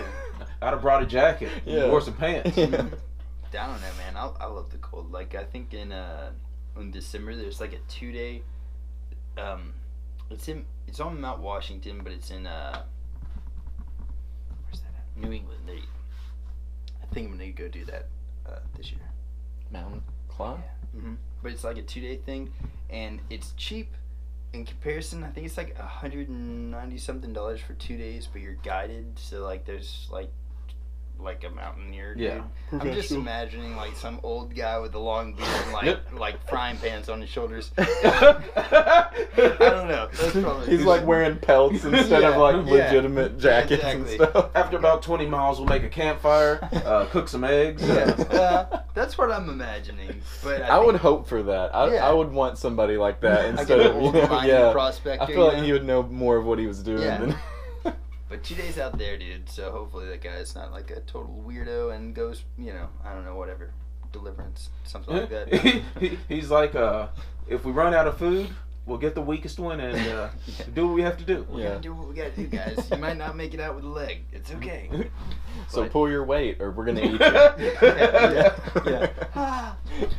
But I don't know. I love the cold weather. I don't know why. I like hoodies and stuff like that. So it's not that I like being cold. I like being comfortable in thick jackets. See, that's what drives me away from the cold. I don't like wearing jackets. Like I don't like being closed in by stuff, I guess, or like wearing layers. So that's why the winter bothers me. I remember my mom, whenever I was a little kid, she used to like stow away all of her like summer or winter clothes. Yeah. So like like summertime, I'd have shorts, and I don't have any pants in my arsenal of clothing that I could pick out because my mom put up all my pants. And then so whenever winter would come, I remember like putting on my pants for the first time of the season. I'm like, yes, those naked calves are clothed once again. It's the best feeling. Remember that. That's awesome. It's good days of my life. She made you really appreciate wearing jeans. Yeah, I guess. I think I overly appreciate it now. But now I'm wearing jeans all the time. I mean, I don't wear almost anything but jeans now. So spoiled on it, man. Back before my good sweatpants were stolen while I was at work. Someone stole your good sweatpants at work? We have uniforms at work, so obviously I didn't have a pair of pants to wear out of work. Yeah. But I used to wear sweatpants all the time, especially those. Yeah. I'd wash them and then put them back on. Yeah. And I think so. I don't know who. First of all, I don't know who was big enough to wear my sweatpants in the first place. But they were the most comfortable birthday gift I'd ever gotten. That sucks. Somebody knew how good they were, and they're like, I want those pants. They're like, I can cut these pants in half and make me 2 pairs of sweatpants. Dude, that's so messed up, man. Somebody stole your sweatpants. Yeah. God, dude. Man, it just, I can still remember the way they feel. I can't even find them again. One day. Yeah. That sucks, because I know how that is. Like, I know women are different when it comes to things like that. They just buy stuff all the time and throw it on. But, like, as a man, like, I have, shirts that I've worn for years. I have jeans that I've worn for years. Like, boxers that I've worn for years. Like, all this stuff. And you can't find stuff that feels that good on your body anymore. I don't know what it is. But like I hold on to that just stuff. Like molded it, or it's molded around your body. Like these jeans and shirt is like legendary by now because of how long I've worn them. I have a Dragon Ball Z T-shirt that has been through thick and thin, and I've been wearing it for years. Nice. And the day it gets destroyed will be a lot of sadness, but until then, I'm gonna wear it. Dude. It's like in games when you find like gear that has certain stats on it, like this clothing has stats on it because maxed out, and like all the lore behind it is there. This wore out, destroyed, tattered shirt. It's my favorite shirt though, dude. Your rest of your body's like armors on your arm, just mega strong looking, and here you are, just mega T-shirt with holes in it. Yep. Dude, we were. I was like, I can't remember how old I was, but I had a favorite T-shirt, and I was wearing it, and we you know what John Deere Gator is? Like the little, it's like a 6-wheeled little thing with like a lift bed on the back of it. I think I know what you're talking about. It's like a utility type thing, I don't know. But we were riding in that, and I flipped it right in the church I do know what you're talking about. There you go. Nice. Well, I flipped one of those over on my head in a chirp pit while it's wearing my favorite shirt, and dude, I was like a mangled mess, man. I had like stitches. I've actually got a scar that goes like from here, like up into here on my head or whatever. Dude, it's so bad. But my brother was on there with me, like and my one of other those lucky to be alive things. Yeah, dude, the thing like landed on my brother Nick, so hard that like he was wearing a jersey at the time. The holes on the jersey left an imprint like on his chest and stomach and stuff, and like smushed him so hard. Wow. We're all alive though. We're all good. But either way, I got up and my shirt was just mangled and covered in blood, dude. I was like bleeding out of my head, bleeding all over the place. And I was like, I just remember looking down and be like, this is my favorite. I was like a mile away from my house. Had to walk back bleeding out of my face. And all I'm worried about is like, my shirt. See, that just proves it. It's getting more blood on it every time I take a step. That was good. It was a good. Wow. Day. I remember that. I was so tore up about that too. I think my mom bought me another shirt just like it, but it wasn't the same. It wasn't the same. No, not quite as well. That happens to me all the time. I'll buy a pair of jeans that are the same exact pair. Yeah. And the same size and everything. Mhm. And they fit differently. I'm like, what in the hell is wrong with Yeah. me? Yeah, you feel it and you're just like... And I need them because my other ones have holes in them. Yeah. And I'll not wear the new ones and just keep wearing the old ones because they don't feel the same. Yeah, just keep throwing them in the wash, man. God. Dude, I'm telling you, I don't know, like, they make pants nowadays that are like, they're called like flex pants or whatever, so it's like blue jeans like these, but they're flexing. So I have a pair of those, yeah.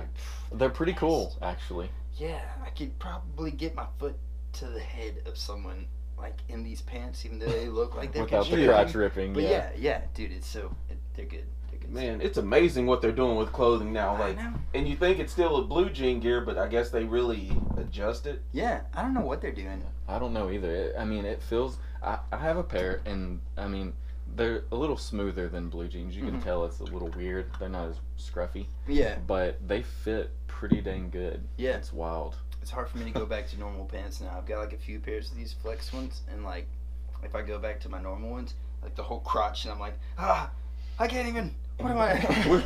My range of motion I is know, yeah. drastically Yeah. I reduced. feel like Jean-Claude Van Damme with freaking ankle cuffs on right now. What is this? That's another reason I like those sweatpants. Yeah. Full range of motion. Dang Yes.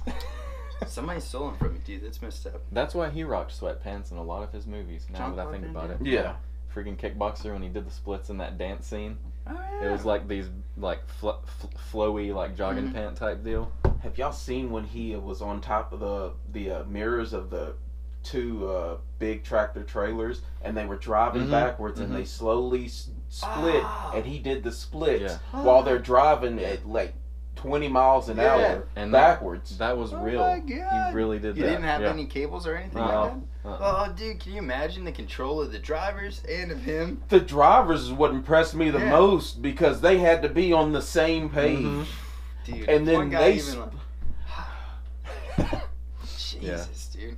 I don't care what anybody says about that guy. I Yeah. love that guy. He's a good guy. And now, like, he's doing commercials. He's got his own TV show, The doesn't he? freaking Totino's commercial that he's in is Wait, hilarious. Yeah, Jean-Claude Van Damme. Man, I need to go ahead and check this commercial out. it's pretty funny. It's Totino's like I chips forgot and about salsa. Yeah, he's It's wearing so like. good. there's He's a pretty playing good guitar and he's like talking in something. ending. Yeah, he's he's like- talking about how like you don't want to be that guy that invites Jean-Claude Van Damme to your party or something like that, and then he goes into like reasons why, because your best friend will become best friends, and then like is that the same one I where he think turns so. into the woman at the end of it? That That is hilarious, dude. The He's one in I a remember, wedding he's dress. talking about something like dealing with like some legend that happened in the past, and he's Oh, like, okay, you know, the blah blah blah and blah blah blah. Yeah. That was me. Hilarious. That's awesome. There's a new one out where he's like, he's talking about like if Jean-Claude Van Damme comes to your party, I this think is I what's know gonna what you're happen, talking about. And then Yeah. at the end of it, like the guy's gonna marry this chick, and then he turns around and it's him in a wedding dress. And he's like, I think he's everybody in that, Yeah, isn't he? yeah. It's pretty good. It's pretty good. I don't know. Now I really need to see this. Yeah, I that's remember good my stuff. the very first movie I remember as a kid watching with Jean-Claude Van Damme was Hard Target. Ah, yeah. Man, that not was lot of such people a have good seen that movie. either, dude. Yeah. Freaking John Woo, I think. I think it's on Netflix. Is it? Mhm. I think it is. School Jerry Had, Monson. yeah, that was a good movie. That's a good one. He had that freaking curly mullet. Yes. With the it was so Yeah. good. I remember when he threw that grenade at the guy and he was just twisted it off, and he's like, "Ha!" But he had it too close. And it was like, yeah. And then just it being that it was an old school movie, he had the time to realize he screwed up when it happens. Yeah. When Yeah. it would usually just be instant. Yeah. Mhm. dude. First movie I think I saw with Jean-Claude Van Damme was Bloodsport. Yeah. Yes, that was a good one too. Freaking Ray Jackson. Oh yeah. Is that the one where he was being trained and his master did the thing with his legs where he just pulled the rope and slowly split it? Even as a kid, I was like, ouch! Yeah. You're gonna kill him! You're killing him! Dude, they made better movies back then. I think, like, you know, maybe kind of cheesy, but they were pretty good. Like, I remember, like, in the old school Mortal Kombat movie. Yes. I just watched that recently. It's on good. Netflix still. Oh yeah, I've seen it. It's pretty good. I freaking love that one. The over-the-top action was amazing to me. Yeah. My, I remember going to the drive-in in Waverly. My mom and dad took me to the drive-in in Waverly to watch Mortal Kombat. Oh, that's awesome. That is awesome. Yeah. My mom was probably like, you can't watch that. It's the devil. I don't devil think they stuff." knew fully what it was. Yeah. And I drug them to it. You're nice. And, Come on, guys. Come watch this. Dude. But yeah, they had better stuff back then, man. And what's the movie with Roddy Piper? It was like They Live or something like that. Yes. Remember that movie? They Live. That was freaking awesome. That I saw recently too. Just iconic Such a weird movie. freaking one-liners. Like, I'm here to kick ass and chew bubblegum, but I'm all out of gum. Yeah. He ad-libbed that. That wasn't in Really? the script. Now He made everybody that uses line up that. himself. That's pretty good, dude. Duke Nukem ended up taking that line. Yeah. I mean, That's Duke freaking Nukem's awesome. character was based off that guy. Really? Yeah. I mean, blonde hair and everything. Yeah. Jacked build. Yeah. Roddy Piper. One of the best street fighting scenes in a movie I've ever seen was between him and that dude in the alley. Yeah. And they're like hitting each other in the balls and crap. Like, it was a legitimate looking street fight, picking each other up and throwing each other on the ground. That was I'm a like, long street fight too. Yeah. Dude. I forgot about that. That movie was Nuts. hilarious. it was the guy from The Thing. Mhm. Childs at the end. Oh yeah. I can't remember his name, but he's got an Yes. iconic voice. you Yeah. know? That's one of my favorite movies of all time. Is The Thing. The That's Thing. one of my favorite. That I remember watching that when I was young. I was little, and I was like, "Man, this is Oh scary." my god. Yeah. Yeah. I don't know. I just love whenever they're sitting out in the cold and he's like, "So what do you think we should do?" And then Yeah, at the he's very like, end, they're sitting there guess- talking because they don't know Yeah. if either one of them has the alien Yeah. in them. I guess we'll just wait around here and We'll see just what sit happens. here and wait, see what happens, Yeah. and then it just goes off. Way to leave you at a cliffhanger. I know, dude. And Oh. then they remade it or whatever not too long ago. Well, I mean it was a while ago. It was probably about 2010, Yeah. or no, Something like the 2010 or 2011. Mm. And I remember watching the remake. that. Yeah. It was different, It but was I don't pretty know good. if they It was a did they- prequel though. I Was don't it a think it was. prequel? Yeah, Oh yeah, it was because the wolf. yeah. It basically showed how the dog Got it. came and got Yeah. it and got Yeah, into the other yeah, one. yeah. You know. So the original didn't really give you an idea of where it came from. Nah, yeah, it just started with like these guys in a helicopter trying to shoot a wolf, Shoot and they the were dog like, down, "Kill yeah. it, kill it!" And they Yeah. were like, "No, we gotta. It's a dog. Why would we kill a dog?" And then That's that makes why. sense. Yeah. Yeah. Phew. If I ever see some Russian dudes in a helicopter shooting at something, I'm gonna shoot at it with it. Yeah. It died for good reason. They're shooting at that thing for a reason. Yeah. They're using this expensive ammo to shoot at this dog. And And they don't seem like a timid culture, you know what I mean? Yeah. They don't seem like they scare easily. So I'm still dying about Derek Lewis's interview. He's like, a few hours before this fight, Donald Trump called me, and he was like, Russia's trying to make me look bad, so you know what you got to do. Take care of this Russian problem. It's like, That's why'd so you take funny. your shorts off? My balls balls were hot. hot. My Yeah. balls were hot. I saw a meme the other day, and it was a picture of like the desert, and it said like some 100 degrees, a volcano like 2,000 some degrees, the sun 2,000 or a few thousand, and then like it had a picture of his crotch, and it was like 9,900. Dude, I remember one interview, what was it? He was like, Joe Rogan, he said something like, get hit in the body there in one of those rounds. It looked like it hurt you pretty bad. And he was like, how'd you feel after that? Did that really get to you? And he was like, man, he was like, the only reason it hurt me so bad is I had to take a dump. dude. Well, okay, so speaking of that, in like all the fights that you've seen, I've been to a few of them and I've seen some pretty weird stuff. What's the craziest thing in a fight that you've seen at some of these fights? I've seen some pretty brutal things, but the craziest, that's a hard one. I can give you. Fights a are second to crazy think in about it, general, dude, so. but yeah. Were you at the? It was, I think it was either 2 or 3 of the Warriors in fights ago. I think it was 3, and it was the 135. I think it was either for the belt or the #1 contender fight, and the guy got kicked in the stomach and projectile vomited all over the. I did not see that Dude, one. It was so bad, and if we were sitting at the commentating place where we were at last time, we would have been in the splash zone, dude. He got kicked in the stomach, and just. It looked like The Exorcist. It's like Here Comes the Boom. Yes. I haven't seen that in a while. It Love was that. so bad, dude.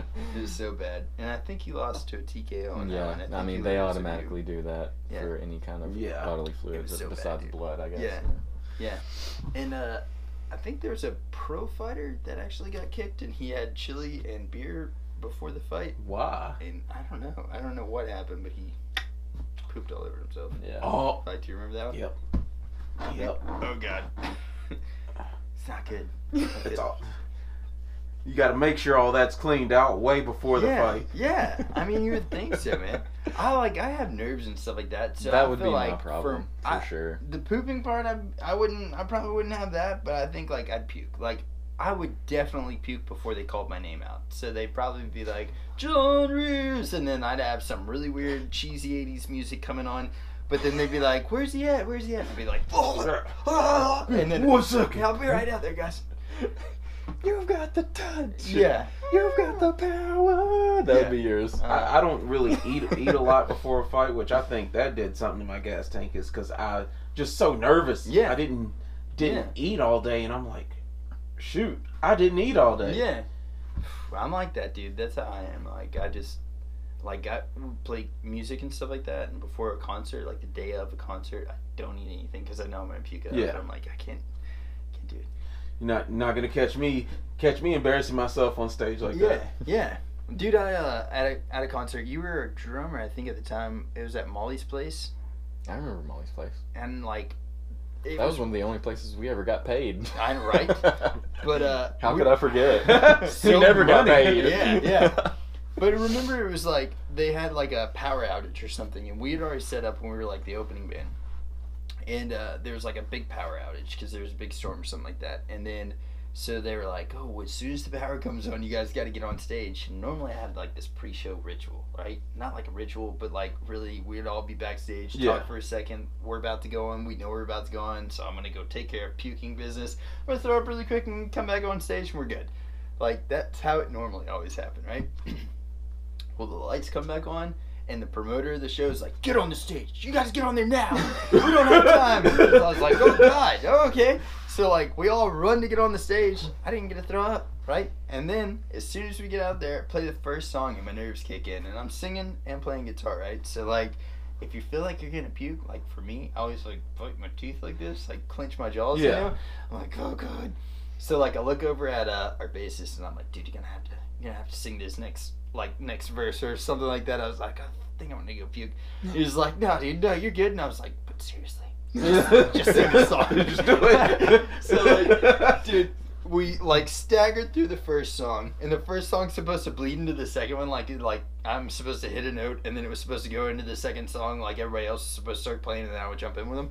And well, there's like a door. Like here's the stage, and there's a door right over here. You got to go up some steps and like out this door, and that goes outside. So I was like, "Guys, I'll be right back. I'm gonna throw up." And then I just like put the microphone down, ran up the stairs. I had like a wireless mic on or a wireless guitar setup, so I like jumped up, went out the door or whatever, puked. And it took a while, so like our bass player like started singing like I remember that. What was he singing? He started singing Whole New A Whole World or New something. World, The Little Yeah. Mermaid. Yeah, and everybody in totally the crowd was remember singing that. along with him, and then like so I'm back there. I'm like, "All right, you gotta get on stage," and I was like, "All right, just clean yourself up." So like I turned my guitar back on, and you could hear it because the wireless mic, and I went and kicked the door open and jumped on the stage. And then we just finished the set, but I remember that. He actually did a really good job with The Whole New World. He It was did. like a I was opera-esque impressed. type singing. Yeah. good. So I mean, Wow. yeah, but I feel like that's how I am. So I feel like I would love to do that. I would love to do the fighting, but I know that my stomach and I would just get out there and I'll puke. Somehow I'll be like, bring the bucket, bring the spit bucket. We like just got to make through this first round. They'll bring the bucket. I'll throw up in the bucket. Yeah. Everything will be good. Yeah. All wins happen by second round or on second round. Yeah. Can you imagine like the Khabib and Conor fight? How much buildup was going into that fight, and whenever whenever they actually had them face off beforehand, where they're like you can touch gloves or whatever. Did you see how many people they had with them? Like people in jackets that were keeping them apart from each other. They was not insane, joking, dude. Mm-hmm. And that Jody was like, "Why do they have so many people out?" And I was like, "They're both getting paid $3 and $2 million to fight each other. How much do you Khabib think?" only getting 2? Oh, because he was contender. That's right. No, Khabib's the champ. Well, when he. Oh yeah. Yeah, I mean, Gregor was the golden boy, and then when all that stuff happened, I think they're trying to bring him back as. They'll make him fight again because that's the same thing that happened with the other cash cow, Ronda. Yeah. But I mean, unfortunately, she couldn't come back from her loss. Yeah. And then at least with Conor, I guess that's a good point. Like Conor didn't have like a broken jaw or anything like that. That's like because I think like some of Ronda's problem obviously was like mental. Like I think she got beaten and she was like, I can get hurt. Oh God. And like her she jaw never too. lost. Yeah. And then she kind of had a glass jaw after that. I think like because it looked like whenever she got hit in that second fight, like her last loss or whatever, whenever she got hit, she was really slack-jawed, and it looked like it might have like re-hurt some of the injuries that she had before that. But at least with Conor, like, except for the mental game aspect of it, I don't think like he didn't look like he was hurt by any means. You know what I mean? Yeah. Like he seemed like he was good afterwards. That's one thing that I like about him is every time he's been beat, which I mean he's only been beat really twice in the UFC. He's been real humble about it. Like he admits, that he lost or that he wasn't the better man. I mean, all of the trash talk. You can tell that's just business with him. This one felt more personal to the other guy because nobody talks about. I guess his father and his religion and everything was just real specific. And when he submitted Conor, he wasn't done when Conor tapped. He was ready to just rip his head off. Yeah. And he wasn't even putting it around the throat. He was doing it for the pain. Dude. He was neck crank. And then I was watching a thing, so I've been watching a lot of like MMA Junkie will post videos and stuff about it, but there was apparently some of the stuff that Conor was telling to Khabib after the third round, I think, or second or third round. Khabib was on top of him and Conor was getting up and he was like, hey man, it's all business. It's all business. And Khabib was like, it is, isn't it? Or something like that, like just trying to pretty much say you're all talk or whatever. I mean, it's a psychological thing. I mean, he definitely got it. I mean, clearly, so bad. Like if you go back to the Jose Aldo fight when Conor fought him, like the biggest reason that Conor one punch knocked him out is because of the trash talk that made Jose Aldo rush him and try and hurt him because it made him mad. Yeah. If he didn't do that trash talk, it might not have ended up that way. Yeah. So it's definitely a huge aspect of the game. He had like so much dirt on Khabib too. Like, did you watch the pre-fight press conference that they did beforehand? No, I didn't get to see all that. I just heard about I heard about from others about all the stuff he said. He was like calling his manager out, calling his manager like a terrorist rat and all this stuff. And then he was like, I don't want to get into all the gruesome details, but I do want to get into all the gruesome details. And then he just started going for it, like lamb blasting him, talking about like how it's a lot of weird conspiracy theory type stuff, but like apparently Khabib's got ties to Putin. His manager has ties to like all the like higher ups in Russia. They're Russian. Yeah, I'm sure they do. Any of the bigger sports people from Russia have like Putin has them somehow. Yeah. I mean, it was the same way with Fedor. Yeah, like when he was fighting, like I mean, they were like connected. Like he couldn't do anything without the president's permission, basically. Yes, man. So I wonder if Donald Trump actually, Derek Lewis probably acted like a joke, and Donald Trump probably actually did call him. I mean, he's good friends with Dana, so I wouldn't put it past him. Oh yeah, he is, dude. That's so wild. I don't know, man. It's crazy stuff, there, dude. I think and it's just weird that like Russia's like, all right, if we have a really good fighter, everybody's gonna think our country's really strong and like all these things. Like, I mean, even throughout history, I guess it's been that way. Yeah. There's a movie called Icarus that's on Netflix, and it's talking about how the Olympics have just been like any winner from Russia that's been from the Olympics has been on steroids for the last like X amount of years. Yeah. I mean, the It's first nuts. group of Russian swimmers used that one specific steroid Mhm. to win everything. You should definitely watch that documentary. It's weird, man, because they have like the way that they test the urine samples and stuff like that. All these people, they found ways to like beat the test, and like they know when you can get off of it. Probably have their scientists make new steroids that Yeah, are untraceable. yeah. That's insane. Mm-hmm. Yeah. It's a nuts documentary, man, and like it's crazy because the guy that's making the documentary is like a cyclist, and he's like, I want to see how good I can be without steroids. So he like goes and does he raced anyways, but he went and did like a, what's that called? Just your standard race. So he went and did one without the steroids, and then or a base score. So he did a race without steroids, and he was like, all right, now I'm gonna start taking steroids and see how good I can do, and hopefully we need to be able to pass these tests and stuff.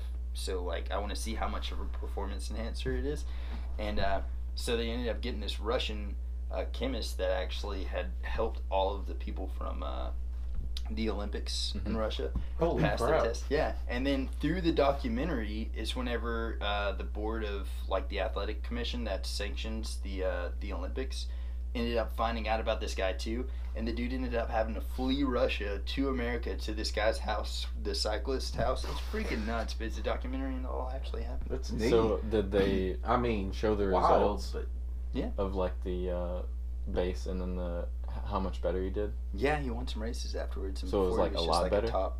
Yeah. Wow. Yeah, and it was all like he passed everything, and the guy was like, all right, I need you to pee in this, like, I need you to pee in this thing, like, this time. I need you to eat and take these. And the dude had like a whole refrigerator full of steroids, and he was just giving himself shots in the legs. I was like, Yeah. dude. the scary thing about all that is it can mess you up down the line because who was it? He was a street fighter, his big black guy, really scruffy beard, died. Oh yeah, Kimbo Slice. Yeah. And God, he he was was freaking young, jacked. but I mean, they're pretty sure he was juicing, and that'll make your heart go bad because he was fairly young to have a heart attack Yeah, like he was that. only To be like in, 40 something. yeah, and to be fairly in shape. Yeah. Dude, he was jacked, man. I mean, my God, that His son's he was doing really well now in Bellator. Baby Slice. Yeah. Mm. He's on like a Yeah. 4 or 5 fight win streak. He's doing really well. I remember his first fight in Looks Bellator. almost just like his dad too. He does. For real. He looks Yeah. like Kimbo with dreadlocks. Yeah, got a beard and everything. Mm-hmm. But I remember his first fight, and I was thinking to myself, man, like Hoist Gracie's family. I'm like, some of them are not really that great. I think he's got a cousin or something like that that's doing really good in Bellator right now. Naaman. Is Naaman the- Gracie, I Yeah, think. that guy. He's good. He's a sleeper though. Yeah. Like if you watch his fights, it's just like He's so like he just doesn't look like he's ready to fight sluggish. anybody. Yeah. He's just like, ugh. But then like he And then he'll- dominates, Like man. he's got the eyes of Steven Seagal when he's about to step out there. Yeah. and then he'll just slip up Yeah. on you. But Baby Slice, I think like whenever I watched his first fight, he looked really, really like stiff and didn't look really that Mhm. great. But like he won that Every one, and fight, been he's winning. getting better and better and Yeah. better. Like you see a new aspect to his game. It's Mhm. like he started out obviously good at boxing like Yeah. his dad because he Mhm. trained with his dad a lot, and then he added some wrestling and then submission. So Yeah. it's definitely an evolution. And he's going to surpass his father Mhm. Yeah. at this rate because his father was just a brawler. Yeah. And that's what sucks, man. Jose is calling right now. I'm sorry, Jose. But yeah, that's the cool thing about it. Like, I mean, too, Kimbo, whenever he was in it, he was, coming in a little, like, what was that? I mean, that was around, like, Rashad Evans, kind of whenever he was at the prime of his fighting career Yeah. and stuff. And, like, it's going to be cool to see how much better Baby Slice is. And, like, I wonder Yeah. who would win in a fight. Which I mean, You Kimbo know. Slice, after he was in the UFC for a minute, he did a pro boxing career for a minute, Mhm. and he actually did really well. I think he was like undefeated. Did you see his, Wow, like, pro boxing. yeah. And then he came back and did Bellator, Mhm. but He did a it's like a self-defense training thing. who, Kimbo Slice? Yeah, do you remember watching some of those videos? I don't It was think like so. about speed and like how to That was Michael J. White. what was that? Yeah, but he was talking to Kimbo Slice. Oh, there you go. That's what it was, dude. That was a lot. Michael of J. cool White stuff. is a legit martial Oh artist. yeah, Yeah. Mhm. I've seen some of his movies. He's just over the top action. I love. Yeah. Yeah. But I mean, He was showing him like the way that you can punch somebody without them seeing it coming. because like a lot of times he was like, if I move my shoulder or give, because if you're shadow boxing, you do all this. Yeah. Mm-hmm. He's like, but if I move my shoulder, it's coming. Yeah. So it's like the trick is to try and put your punch as straight forward as you can into their face without moving your shoulder. Yeah. That's That's weird. I think it's. I don't know that it would be good in the cage. Yeah, maybe like, not depending on what. Yeah. Street to Yeah, maybe not in the cage, but like for self-defense purposes, maybe. But he was just showing like Kimbo Slice, and he was like, "All right, I want you to hold your hand up, and I'm gonna punch at your hand, but I want you to move your hand before the punch gets there, and make me miss." Yeah, yeah. And he was like, "I'm gonna do a regular punch," and he did it, and he would move it, and he would miss. He was like, "All right, now I'm gonna do this punch, and you need to move your hand," and he couldn't. He would hit him every time. He couldn't move his hand quick enough. Yeah, it's just I guess your body's trained to like look at certain. Yeah, it had to do with depth perception and the way that the human eyes work. If something's coming straight at you, it's harder for you to see it moving than if it's coming from the outside. Yeah, that makes sense, dude. I watched a thing on Instagram not too long ago, and it was like the self-defense guy, and it was like it's just clearly a joke, but the guy had like big fake mustache, or it might have been real, but it was just a massive over the top mustache, and he was like, "See, guys, coming at you," and he had like his assistant working with him. He was like, "Here's what you're gonna do." The guy comes like kind of close to him. He's like, "Hey, can I help you?" And he's like, break his nose, take him down, break his elbows, and then he's like does like this 20-step thing of like what you're gonna do. Step on his crotch, break his other arm. And then they're like, "Well, is all that really necessary?" He's like, "No, if you don't have a gun or if you don't have some keys, you can just throw something at him. You don't have to do that at all." And he's like, "Okay." And then he's like, "No, I mean, like, what if the guy was just asking for directions or something?" It's like, That reminds me of Key and Peele, the tackle and grapple episode. When he's like, "So-and-so's tackle and grapple. Tackle and grapple." Yeah. But he only had like a bunch of women like in his studio, and he was like, "That's a tackle. That's a grapple. Tackle and grapple." Tackle and grapple. Man, I love the heck out of Key and Peele. They were so funny, dude. I wish they would come back. Yeah. I don't know. I mean, just an amazing team. Keegan-Michael Key is just on another level of humor. Yeah. Dude. But, well, so you've got this fight in October 20th, and that's going to be your second fight back. Mm-hmm. Like, do you, what are you're going to be fighting super heavyweight in this one, super heavyweight in your next one? The Yes. Kickboxing, or you said you're it'll probably be another super heavyweight. Mm-hmm. Even if I am down close to regular heavyweight size, still probably be super heavyweight. Because, I mean, to me, it's all the same. Yeah, Somebody to fight. Yeah. Do you Nice. feel like you're having to change a lot of your diet right now, or is it more just putting in extra cardio? Putting in extra work. I'm Mhm. trying to keep my diet better, eat cleaner foods occasionally, Mhm. slip up sometimes. We all But- do.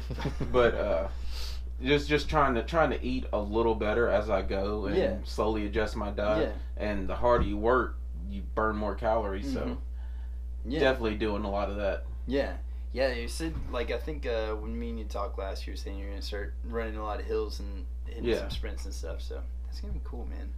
Have you been doing a lot of your, I guess the reason I'm thinking of this is, like, Sammy's going down to middleweight. Have you been doing a lot of, like, sprints and running and stuff with Sammy? Yeah. Dude, that's going to be a crazy weight cut for him, man. I don't... Man, he's doing a real good job. Looking at him from when we when I first came back to training, and now, man, he's definitely cut out a whole lot. Dude, he's That's gonna be so shredded at that weight, man. He's gonna be shredded. Just look forward to seeing that fight. Yeah. Man, I'm stoked. I know. I want to I'm supposed to be out of town on the 20th, but I'm gonna try and see what I can do. Yeah. Just call in sick or something. I don't know. Just go watch this, cause like your fight's on there, Sammy's fight's on there, and there's a lot of good fights on there, man. Isn't there like a few? It's 6 title fights in there. Wow. It's 6 of us undercard and then 6 title fights. Yeah, dude, it's gonna be crazy. And I think Jose was telling me that he's got 5 title fights on His next one. Yeah. And I mean, and then too, like, it's your super heavyweight fight. Malin's fighting on that one. I think at 135. What's this guy's name? Caleb Austin. Was that the first fight of the adults? The one that really just destroyed him, dude. Apparently, like, what was there personal reasons why he really went after him? Yeah. But he beat the bejesus out of that dude. So Caleb Austin's going to be on this next card. And I don't know that it's going to be a title fight. It might be. But, dude, that Caleb Austin guy, I think it's no joke, man. Because 135? 135. I've always liked bantamweights. That class right now, even like fights. with Jose, that's what I was telling him. Like, that weight class is getting stacked with Jose's fight cards. Because, like, they've got Caleb Austin's coming up. Who's the champ right now in that? I'm horrible with names, and he's got a kind of hard name anyways. Was it that Spanish dude or something? Who was the guy that won that with the choke in the last one? Didn't he get the title, or was that for like number one contender? You remember? Not the last one, but the one where I commentated on. I can't remember what the guy's name was. But they've got, I mean, and to that guy that got kicked in the stomach and projectile vomited everywhere, he was actually in the 135 weight class too. So I mean, I don't know, they've got really good. To be fast and hard hitting like some of these guys are, yeah. that's special. Yeah. And I mean, like, the Caleb Austin thing, he Superman punched that kid coming off the gate, and, like, he just, like, unloaded. Like, he just went off, man. He was on another level. I swear I saw the guy's head bounce off the mat after he gave him one. Yeah. He was just, like, because it looked like, to me, like, whenever we were just sitting there watching it, and dude was just kind of chill. Like, he was obviously ready to fight, but he thought it was going to be a totally different pace, and Caleb Austin just came out with a freaking foot on the gas pedal, just floored. Yeah. Just like, well, bam! Freaking Superman punch. And so, like, I don't know, man. I think that's what won it for that Caleb kid, because the other dude was just like, let's take it at our own pace. It's a marathon, not a race, guys. Like, compared to my fight and that fight, there's a difference, because we both started slow, filling out, and then throwing some jabs and stuff, and then it picked up a little bit. But that fight, man, they were on two totally different. Like, it looked like they were not even in the same fight. Like, I don't know what happened. Didn't even look like it was his first fight in the cage. Yeah. But I heard that he placed in second or something like that in the nationals. So, like, in wrestling, he's placed second. So he's definitely, I guess, used to the competitive field and stuff. So that might be his first time in the cage, but he's seasoned in that aspect. But I'm trying to think, man. In your last fight, I'm sure you've rewatched it and like studied and stuff. What happened? Like, how'd you end up getting on the ground? I can't remember. He came in and did a takedown, and I didn't use something that we trained against all the time was avoiding that. Yeah. And I just didn't use what I needed.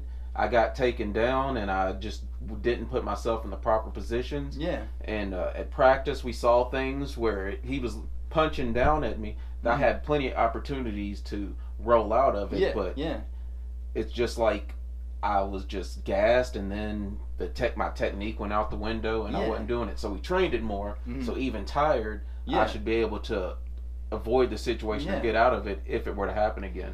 And like a lot of people, I've heard a lot of people say this, but like sometimes a loss is like your best coach, because like you can practice those things all day long, and you might have practiced them before that fight. Yeah. And then once you get in there and you're like, dang it, really, like afterwards you're like, I should have done that, but like, you know, that loss, you're just gonna have that drilled in your head now, and you're like, this is how I can improve on those things. You know? And that's cool. Jose, our coach, tells us this: a loss is going to do one of two things. It's going to make you better, or you're not going to learn from it, and you're going to let it take you over. Yeah, that's awesome.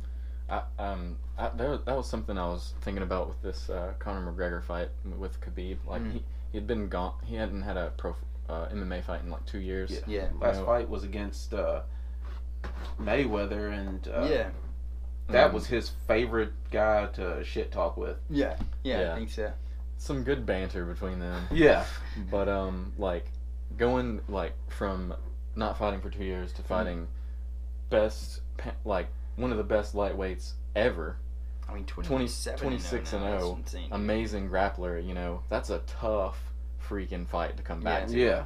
And what the UFC does that I think that needs to be worked on a little bit is they don't really do any like comeback fights. Yeah, it's always like if, like you come back, we're putting you in with the best. Yeah. Like It would have been better if they put him on with Pettis and put Ferguson in. See, I think that if Conor McGregor would have got that, like, not necessarily a warm-up fight, but not the greatest fighter that they have at the moment, he might have done better in that title fight. Yeah. But I think the not fighting for a long time and ring rust, I mean, you could tell, like, his range was really off. That's never been off before.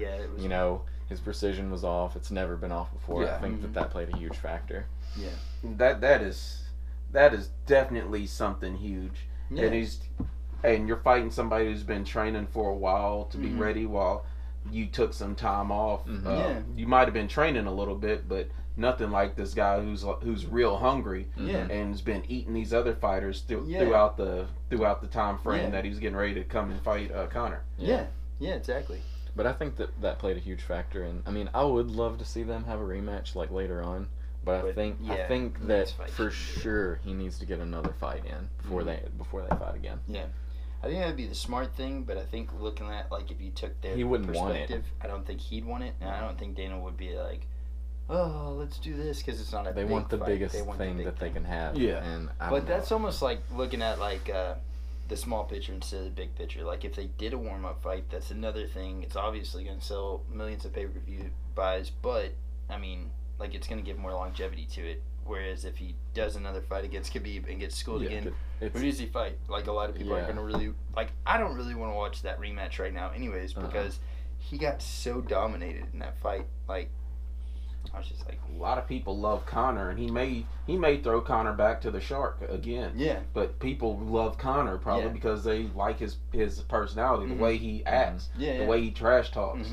But that might ruin him. Yeah, exactly. Which, I mean, I saw Conor, like, his first fight in the UFC, and like, I loved the way that he fought before all the trash talking began and stuff. Yeah. Which, I mean, that aspect is just like a different part of it. But I mean, I've always liked the way that he fought compared to, you know, some other guys. You know, he's just really precise. And what he does that other trash talkers don't do is he does what he says. Yeah. Like, he called out Khabib because he wanted to fight the best. He didn't shy away from this guy. And even though this guy was his kryptonite, he still got in there and fought him. Yeah. You know, he didn't shy away from it. You know, I think, like, somebody that's going to be like that, I hope, and I think everybody else is hoping, is Sugar Sean O'Malley. I think dude looks ridiculous. I love that guy. He's freaking little, like, he's got, like, just a huge fro, and he's just this skinny little freaking dude. Like a stick. He is, but he annihilates dudes. I'm like, my God, man, I don't know, like, you wouldn't think he'd have power, but he is a real gun. He's just freaking, like, I don't know, dude. Have you seen some of his fights? I haven't. They found him on what was that called? Dana White's Looking for a Fight. Yeah. Which is out in Nevada, so that's got to be kind of easy to get with him. Snoop Dogg was actually commentating on that with Uriah Faber. And they had some really good banter together. I have to see this. Yeah, and Sugar Sean O'Malley fought on that, and dude, he knocked the guy walking backwards. Which anybody that can do that, I think, is pretty good. But his arms were like this, you know, like he had both his arms dropped and didn't have.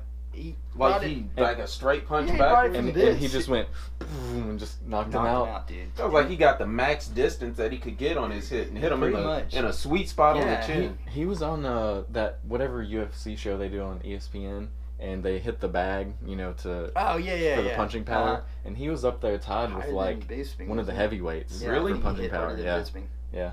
It was wild. But I think like him, people like that, I think are gonna be. There's a lot of new stars that are coming up. What he does is he throws whatever he wants at people. Like he doesn't hold back. Like he'll spinning back kick and then throw another kick. Yeah, it's just wild stuff. Yeah, it's like throwing the whole kitchen sink. Man. Like Tony Ferguson does. Yeah. I'd like to be able to do that pretty soon. Yeah, dude, you got this, man. And if you come in there swinging some of those things, a lot of people are gonna be like, "What in the hell have I got to do?" He's too big to be throwing these types of moves. And then that's all they can think about. And then you just go back to basics. And That is a goal of mine, is to be unorthodox for a heavyweight. Yeah. Man, I'm telling you, with that game plan in mind, like, that's huge, because there's so many people, like we were talking about, and even in the amateur field especially, that's going to set you apart. But like in professional, I think that's going to keep you, like, just keep a distance between you and other fighters. Is like in amateur, and I'm sure you've had that experience a lot of people are just swinging hard, going for that knockout or home run hit every time, and they just, like, if they don't get gassed or something like that, like they can knock somebody out. But I think if you broke through that brigade of just barrage or whatever, if you could break through that and get in there, I think you're gonna mess some people up, dude. Probably one of the best fights is one of the 2 nights in a row fights. There was this dude. He looked jacked monster, but he was only 225 pounds. But I swear he was almost my size at 265, and he came out the gate. He put the work on me. There is no lie. Was this night 1 or 2? It was night 1. Because night 2, actually, one of the guys who's fighting for a super heavyweight championship on this fight, I actually fought him before. Oh, yeah? I bet he's gotten so much better, too. But this guy, he, for the first 30 seconds, quick ninja moves or whatever, hitting me, and I was really rough, but he came down to get me because I was down for a second on my knees, and then I flipped him over and finished him with hammer fist because he just used all his energy up. But that initial barrage can be a monster. Yeah. Especially with strong guys. I was about to say in your weight class, too. Yeah. Like with like me or something like that, I feel like I see people that are like my weight class, I'm like, I'm not intimidated by them by any means. But like some of the people that you probably sit across the cage from, they're probably intimidated, and I don't know how you're like that dude that's just jacked that you're talking about. Yeah. I don't know how you're not like, shit, what have I got myself in? Be like, man, I'm huge too, so I'm just like, gonna have to do it. That's what yeah. it comes up. Now that we're up there, it'd be Brock Lesnar up there, and I'm like, well, I guess we're here. Yeah. We find ourselves here, bro. Yep. But yeah, dude, I mean, like, I don't know. That's gotta be nuts. So that was night 1. Yeah. And my God, dude. So you had that, and did he get you? Were you rocked pretty bad after that first barrage? Or Oh yeah, for sure. I'm not gonna lie to you. Damn. But like it was shocking the way he came at me. Nobody had ever come at me like that before. And was it just defense that I kept you just in like, that, or did you end up getting him out of it? man, Gas? I don't even remember how I protected myself after those hits. I think my jaw protected me. You're just like, just like, God, trying to put my hands up, but then I'm getting hit so fast my hands aren't even making it up in time. Dang, dude. But that's wild. And how did your second fight go? So the first you stopped it by a hammer fist? Yeah. Like it. Second fight was technical. I won by technical knockout. Dude, 2 nights in a row, man. Man, it was real exciting. That's pretty awesome, dude. Who was it for? Do you remember like who the promotion or any of that stuff was? It was the first one was in Spring Hill Rhino Fights. Mm-hmm. The second one was at Clarksville Harley Davidson. We actually fought outside. Dude, nice. I think like. I know Jose doesn't want to do it because it's kind of like one of those things that's like an unsure because the weather and stuff like that. But dude, if he did an outdoor event, that would be, I mean... It'd be fun, but there's so many unknowns. Yeah, very The cool. first fight I lost was against this guy, Del Merritt. Mm-hmm. I almost beat him in the first round, but because I was wearing him out on a technical knockout. Mm-hmm. But I didn't get the finish in the second round. I throw a kick and I slip and go down because it's musty on the mat, and of course I still had a bad wrestling habit where you turn around and you give your back to the opponent because you don't want to get pinned. Yeah. And that was my mistake. I go on my stomach and I try to lift myself up. Boom. Yeah. Dang. And I was like, shoot, why did I do that? That was the dumbest thing in the world. And I tapped because I was getting choked out and couldn't get out. And I was like, well, never going to do that again. But like, I mean, a lot of people don't realize this, but like in the moment that you're in that, you don't have a lot of time to really like worry about these mistakes. And it's a split-second mistake that cost you that whole match, you know? Like, and that's wild, man. But, well, what... If you don't mind me asking, what brought you out of it? Like, why did you stop fighting for a while? It was just a bunch of family issues I had, dealing with my dad, and he wasn't being the greatest, and I was about to move out of my house at the time, but we couldn't move out because found out all these bills were left behind. He was running out on my sisters and my mom and stuff, so we got all our bills caught up. Yeah. And then there was also, I had a falling out with my old coach. Mm-hmm. And just like the perfect storm of just stuff. And then I was like, man, I need to work full time because they paid quite a bit more for me being a temp to full time. And I was like, okay, let's do this. Yeah. And then I got caught up. moved up at work, started making more money, Mm-hmm. and then just kind of Yeah. let that take over. And I was like, hey, I'm doing well right now. Yeah. Fighting seems fun. Maybe I'll do it eventually when I have time. Yeah. And I always say I'll do it eventually, and it just took. The first time I came to train with Jose, I ran into him and my buddy Alex Riggs, who actually fought with me at our old gym. Mm-hmm. And he's like, come on, Chris, it's worth a try. And I did that. Then I went back to work, and I didn't re-up after that year. And I guess that was about 2014 or 15, somewhere around that. And then we had a company Christmas party in December. And I remember looking in the mirror that I was getting a change room, buying some clothes for our fancy party and whatnot. And I was just like... looked in the mirror at my belly, and I'm like, turned to the side, and I'm like, man, I need to do something about this. So I go to the party and everything, and then we go to the bar, and lo and behold, Jose walks in. What? It just, man. Yeah, it all just came together, and That's he's like, awesome. dude, we're doing big things. We're trying to make sure everybody can get out there. Yeah. Man, I know you want to come back. Just come back. And I was like, you know what? Jose. After about 30 minutes talking, he's like, I'll see you Monday. Dude, yes. Yeah. I'm freaking. He's That's so like- motivating. Yeah, he really is. He was. Yeah, I think that's awesome, man. Like, a lot of people have those moments where they're looking in the mirror and seeing something, and they're like, damn it, I just want to, like, you know, I don't want to be here, or I don't want to do this, or I don't want to be doing what I'm doing, I should do something else, and you don't act on it. You freaking did, and that's awesome. And there was a lot of times where I didn't act on it, but it's like something wanted me to act on it. Mm-hmm. Yeah. And gave me what I needed in that time frame. Yeah. Because I talked to Sammy about it all the time at work, and I still didn't do it. And then Coach comes up, and he just gets me pumped. Yeah. And then, That's what he's there for, man. Nice. But, dude, I swear, man, there's so many people in life, and, like, there's nothing wrong with just, like, getting a job and working 9 to 5, and then that's it. But I do not think that's what we're put here for. sorry. Okay, brother. But, like, seriously, it's just, I don't know, man. We're not made to be just 9 to 5. Yeah. You know? I think there's more for I it. think a lot of people are just afraid to take that first step. I mean, like you said, you wanted to, but you just never did. And then, I don't know, people just get caught up in life and stuff. And it's easy especially when you grow up, because I find myself looking back, and I'm like, sometimes I'm like, man, I feel so much like my dad now. Yeah. You know, because, like, you know, he worked his whole life, and then, like, I see things that I'm doing, I'm like, you know, Okay, yeah. you just keep doing what you're used to doing, and then you don't end up taking that first step. Yeah. Oh, yeah. Because I worked where I was at 8.5 years. Mm-hmm. Or 8.5. Yeah. And I was just like, whoa. Yeah. Have I really been here that long? Yeah. It's weird, like, you know, I mean, whenever I was younger in high school, I played, like, whenever I got out of high school, I had minimal responsibilities, and, like, I toured a lot, we played music constantly, and that was, like, that was north, you know what I mean? Like, that's where I wanted to go.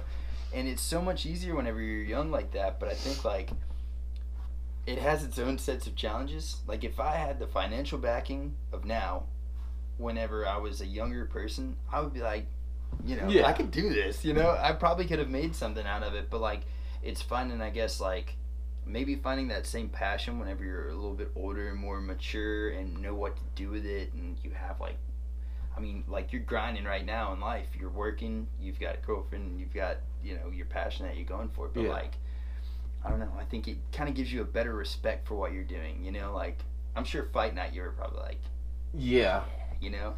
Man, it's good.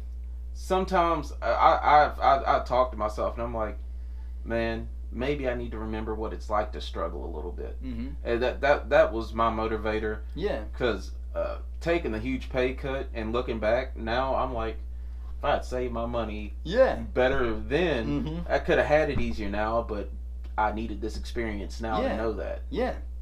And I think that's, like, life, man. I don't know. I think some of these people that just get handed, like I don't know, maybe at, like, a trust fund or something like that, or, like, you just get handed all this stuff, like, that might work for them. But I don't think that's life, man. You got to struggle. Yeah. And you have to, like, to have appreciation for what you do have and what you had and, like, all that stuff. I think, like, struggle is a huge part of that. Yeah. And just overcoming the adversities and stuff. And That reminds me of a Andrew Jackson Jihad song lyric. I think it's like, I I don't know the verbatim lyric, but it's something along the lines of, I thank God for these bad times because it gives me an appreciation for the good ones. Yeah. Yeah. True, So, I mean, sometimes you really have to like get down to know, and then, you know, fight to get back up. And when you get back up, you're like, man, this feels so good because I worked for this. Yeah. Whereas like you might have before like taken those things for granted. Like I know we played like 200 and something shows in 1 year, and I remember Dang, in 1 year, nuts. dude. And I remember just like floating through it. Like I didn't really like. I wasn't like, yeah, this is awesome. I was always like, next show, book it. Let's do this. And I wasn't living in the moment, you know. And like now, I remember, I think back in the day, I was like, dude, we gotta slow down. Yeah. Like I was talking to him, like, and we're playing too much. Yeah, but dude, like, and then I remember one of the last shows that I've played, right? And it's been a while since I played a show, but one of the last shows I played, I remember being up and playing, and there's a lot of people in this place, and I like got a little choked up while I was up there, and I was talking to him, and I was like, look, and I normally don't give like honest like normal speeches while I'm up there. I just say really stupid random jokes and like trying to joke with the crowd and stuff. But I was like, you know, we're all here right now, and I remember thinking, I was like, man, I hate my job. And I hate what I'm doing in my life. I was like, and I freaking love this. Like, I love being up here and playing music and doing this. And so I pretty much told everybody that, and I was like, look, I don't know what you guys got going on in your life right now. Like, if you hate your job, you're at work, you've got something going on with your family or whatever. And I was like, but we're all here right now, man. So let's just have a fun time. And I just remember thinking that, and like everybody was probably like, oh, that's so cheesy or something like that. But I think like the night of your fight, man, whenever you're getting up there and getting ready and stuff like that, like all the normal crap that you have to deal with on a daily basis, it's just like, I don't worry about that right now. You know? It just it all goes away in that moment. Yeah. Man, so I'm so stoked for your next fight, dude. And I know you actually, speaking of work, probably got to get ready and stuff, right? So we'll wrap it up, man. But so October 20th, it's next weekend, right? Yes. We can see you fighting, and that's in Murfreesboro? Right? Murfreesboro at the Middle Tennessee Expo. Nice. So we're going to have that, and then in November 17th, we're going to see you fighting again. And who's the fight against? Jimmy Dean. Jimmy Dean. Nice. Wow. I heard he has great... Bringing his sausages to the match. Yes. Oh. But awesome, man. So we'll be commentating those fights, and like, I don't know, I'd love to get you on here again sometime soon, man. And I think we're talking to Jose about maybe having like me and the other guy actually sitting by each other. So if you're cool with that, maybe we'll get you on. I'm totally too, cool man. with that. Heck yeah, dude. We're talking about having it actually in the boxing ring. In the ring. At the shoot! I think that'd be so fun, man. So it would be cool to do. Yeah. It's gonna be a cool little environment, I think. So. Yeah. At practice yesterday, he was actually talking about that. He's like, hey, if we can get that done, it'll be real great. Yeah, yeah. But brother, I'm not gonna keep you much longer. Thank you so much. It's been awesome, dude. For sure, it was awesome. Y'all wanna keep